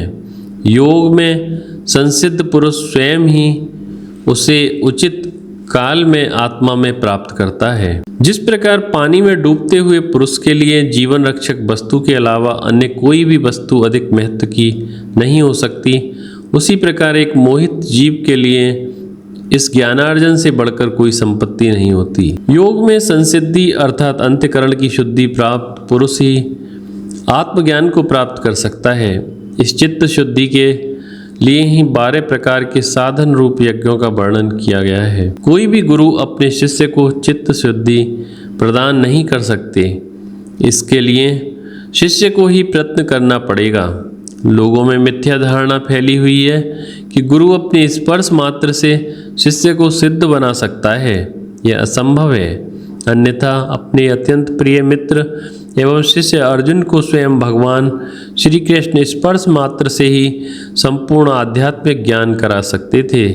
अनेक साधक पुरुष गुरु की कुछ सेवा के प्रतिदान स्वरूप उनका अर्जित किया हुआ ज्ञान क्षण मात्र में प्राप्त करना चाहते हैं। ऐसी इच्छा करना जीवन के सुअवसरों को खोना ही है। कितने ही चेले ईश्वरत्व को सस्ते में खरीदने की प्रतीक्षा में जीवन के बहुमूल्य क्षणों को व्यर्थ खो रहे हैं। यद्यपि इस देश में अनेक गुरु अपने आश्रमों में आध्यात्मिकता का विक्रय करते हैं, परंतु यहाँ साधकों को सावधान किया जाता है कि इस प्रकार के विक्रय के लिए शास्त्र का कोई आधार नहीं है। भगवान श्री कृष्ण अर्जुन से स्पष्ट कहते हैं कि उसे स्वयं चित्त शुद्धि के लिए प्रयत्न करना होगा। जिससे उचित समय में पारमार्थिक सत्य का वह साक्षात अनुभव कर सकेगा। पूर्णत्व की प्राप्ति के लिए किसी निश्चित समय का यहाँ आश्वासन नहीं दिया गया है। केवल इतना ही कहा गया है कि जो पुरुष पूर्ण मनोयोग से पूर्व वर्णित यज्ञों का अनुष्ठान करेगा उसे आवश्यक आंतरिक योग्यता प्राप्त होगी और फिर उचित समय में वह आत्म अनुभव को प्राप्त करेगा। कालेन शब्द से यह बताया गया है कि यदि साधक अधिक प्रयत्न करे तो लक्ष्य में प्राप्ति उसे अधिक समय नहीं लगेगा। अतः सभी साधकों को चाहिए कि वे इसके लिए निरंतर प्रयत्न करते रहें। ज्ञान प्राप्ति का निश्चित साधन अगले श्लोक में बताते हैं। अध्याय 4 श्लोक 39। श्रद्धावान, तत्पर और जितेंद्रिय पुरुष ज्ञान प्राप्त करता है। ज्ञान को प्राप्त करके शीघ्र ही वे परम शांति को प्राप्त होता है। योग्यता के बिना किसी भी लक्ष्य की प्राप्ति नहीं होती। इस श्लोक में वर्णित आवश्यक गुणों को समझने में से यह भी स्पष्ट हो जाएगा कि अनेक वर्षों तक साधना करने पर भी कुछ साधक लक्ष्य तक क्यों नहीं पहुंच पाते हैं। श्रद्धा, तत्परता, भक्ति तथा इंद्रिय संयम, ये वे 3 अत्यावश्यक गुण हैं जिनके द्वारा जीवत्व के बंधनों से मुक्त होकर हम देवत्व को प्राप्त करने की आशा कर सकते हैं। परंतु इन तीनों शब्दों के अर्थों के विषय में अनेक विपरीत धारणाएं फैल गई हैं। श्रद्धा, अनेक पाखंडी गुरु लोगों की धार्मिक भावनाओं का अनुचित लाभ उठाते हुए श्रद्धा शब्द की आड़ में विपुल धन अर्जित करते हैं। श्रद्धा शब्द का अर्थ अंधविश्वास करके सामान्य भक्तजनों के बौद्धिक एवं मानसिक विकास की सर्वथा उपेक्षा कर दी जाती है। श्रद्धा का अर्थ यह नहीं है कि दैवी माने जाने वाली किसी घोषणा को बिना सोचे समझे वैसे ही स्वीकार कर लिया जाए। श्री शंकराचार्य के अनुसार श्रद्धा वह है जिसके द्वारा मनुष्य शास्त्र एवं आचार्य द्वारा दिए गए उपदेश से तत्व का यथावत ज्ञान प्राप्त कर सकता है। तत्पर आत्मविकास के किसी भी मार्ग पर अग्रसर साधक के लिए आवश्यक है वह उस मार्ग की ओर पूर्ण ध्यान दे तथा मन में ईश्वर का स्मरण रखे। शास्त्रों का केवल बौद्धिक अध्ययन हमें अंतःकरण शुद्धि प्रदान नहीं कर सकता। मन और बुद्धि को संगठित करके उपनिषदों में उपदिष्ट जीवन जीना चाहिए।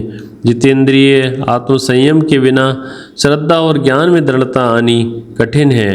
इंद्रियां ही हमें विषयों की ओर आकर्षित करके खींच ले जाती हैं। एक बार वैश्विक सुख भोगों में आसक्त हो जाने पर जीवन के उच्च मूल्यों को बनाए रखना संभव नहीं होता।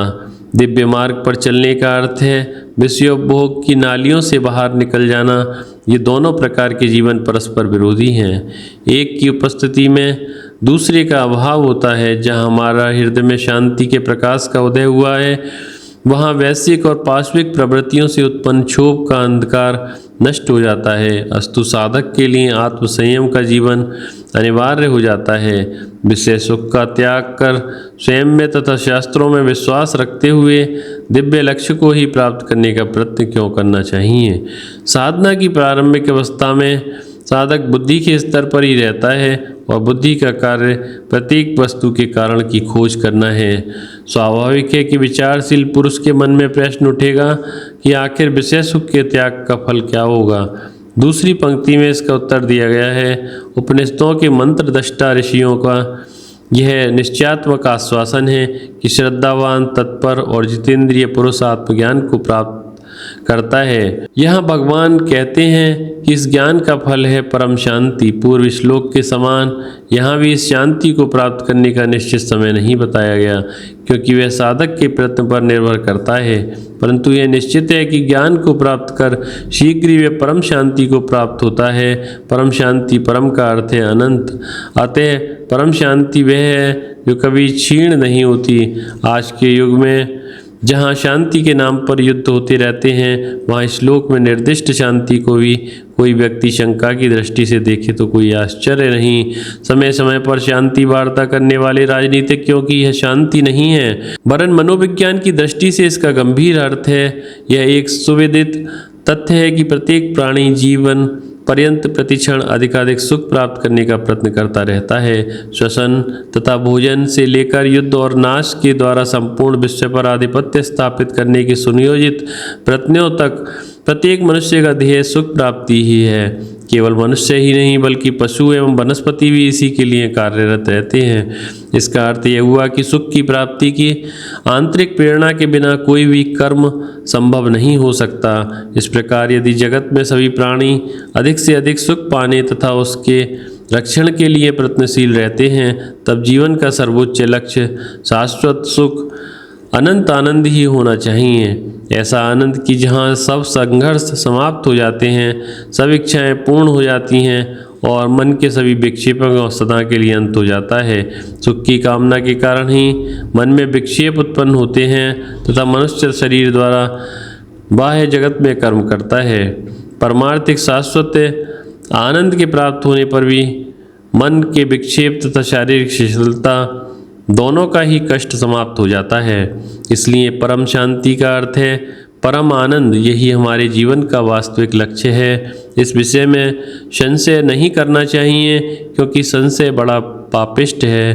कैसे, सुनो। अध्याय 4 श्लोक 40। अज्ञानी तथा श्रद्धा रहित और संशय युक्त पुरुष नष्ट हो जाता है। उनमें भी संशयी पुरुष के लिए न यह लोक है, न परलोक और न सुख। इसके पूर्व के श्लोक में कहा गया है कि श्रद्धा तथा ज्ञान से युक्त पुरुष परम शांति प्राप्त करता है।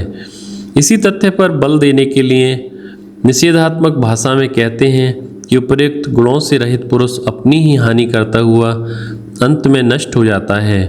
जो अज्ञानी है, अर्थात वह पुरुष जिसे बौद्धिक स्तर पर भी आत्मा का ज्ञान नहीं है, इस प्रकार की श्रद्धा रहित और संशयी स्वभाव के पुरुष का नाश अवश्यंभावी है।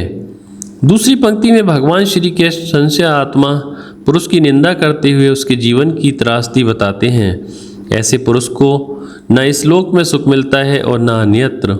इसका अभिप्राय यह हुआ कि अज्ञानी तथा श्रद्धालु पुरुष कुछ मात्रा में तो इस लोक का सुख प्राप्त कर सकते हैं, परंतु संशयी स्वभाव के व्यक्ति के भाग्य में वह भी नहीं लिखा होता।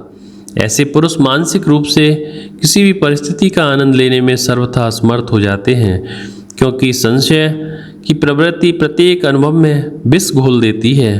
तथाकथित बुद्धिमान, अश्रद्धालु और संशयी स्वभाव के पुरुषों पर इस पंक्ति में तीक्ष्ण व्यंग्य प्रहार किया गया है। अतः इस विषय में संशय नहीं करना चाहिए कि भगवान आगे कहते हैं। अध्याय 4 श्लोक 41। जिसने योग द्वारा कर्मों का संन्यास किया है, ज्ञान द्वारा जिसके संशय नष्ट हो गए हैं, ऐसे आत्मवान पुरुष को हे धनंजय कर्म नहीं बांधते हैं। इस अध्याय में विस्तार पूर्वक बताई हुई जीवन जीने की कला को इस श्लोक में अत्यंत सुंदर प्रकार से संक्षेप में बताया गया है। कर्म संन्यास से तात्पर्य फलासक्ति के त्याग से है।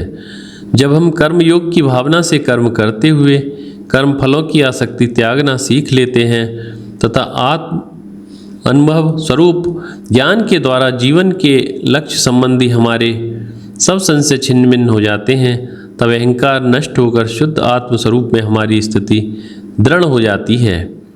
ऐसा आत्मवान पुरुष कर्म करता हुआ भी उनसे नहीं बनता। कर्तृत्व के अभिमान तथा स्वार्थ से प्रेरित होकर किए गए कर्म ही वासनाएं उत्पन्न करके हमें बंधन में डालते हैं। कर्मयोग की भावना से निरअहंकार होकर कर्म करने पर बंधन नहीं हो सकता। स्वप्न में स्वप्न की पत्नी की हत्या करने पर स्वप्निक दंड तो भोगना पड़ सकता है, परंतु स्वप्न दृष्टा के जागने पर जागृत अवस्था में उसे कोई दंड नहीं दे सकता, क्योंकि स्वप्न के साथ साथ स्वप्न दृष्टा भी नष्ट हो जाता है। जागृत पुरुष को स्वप्न दृष्टा का किया कर्म नहीं बांध सकता। इसी प्रकार अहंकार पूर्वक किए गए कर्म अहंकार के लिए बंधन कारक हो सकते हैं, परंतु आत्मानुभूति में उसके ही नष्ट हो जाने पर आत्मा को वे कर्म कैसे बांध सकेंगे। जिसका अहंकार नष्ट हो चुका है उसी पुरुष को यहाँ आत्मवान कहा गया है। इस आत्मज्ञान का फल सर्वश्रेष्ठ है। इसलिए श्री कृष्ण अर्जुन को उपदेश देते हैं कि अध्याय 4 श्लोक 42। इसलिए अपने हृदय में स्थित अज्ञान से उत्पन्न आत्म विषयक संशय को ज्ञान खड्ग से काटकर हे भारत योग का आश्रय लेकर खड़े हो जाओ। इस अंतिम श्लोक में श्री कृष्ण द्वारा दी गई सम्मति संक्षिप्त होते हुए भी प्रेमाग्रहपूर्ण है।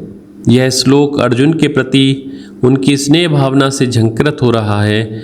हिमालय की गिरिकंदराओं के शांत और एकांत वातावरण में दिए गए ऋषियों के उपदेश को यहाँ श्री कृष्ण अपने योद्धा मित्र अर्जुन को युद्ध की भाषा में ही समझाते हैं।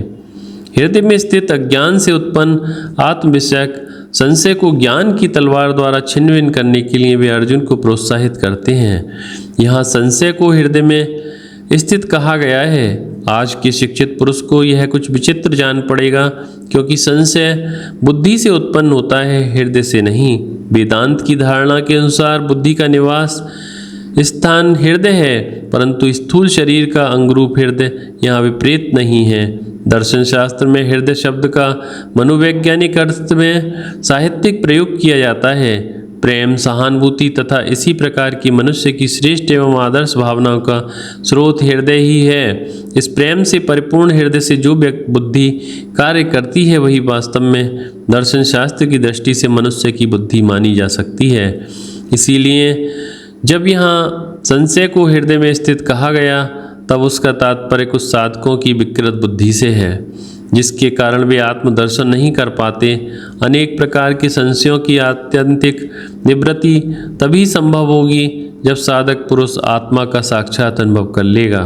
यह योग के अभ्यास द्वारा ही संभव है, परंतु योग का अर्थ कोई रहस्यमयी साधना नहीं जिसे कोई विरले गुरु गुप्त रूप से बताएंगे, और न ही वह ऐसी साधना है जिसका अभ्यास हिमालय की निर्जन गुफाओं में बैठकर करना पड़ेगा।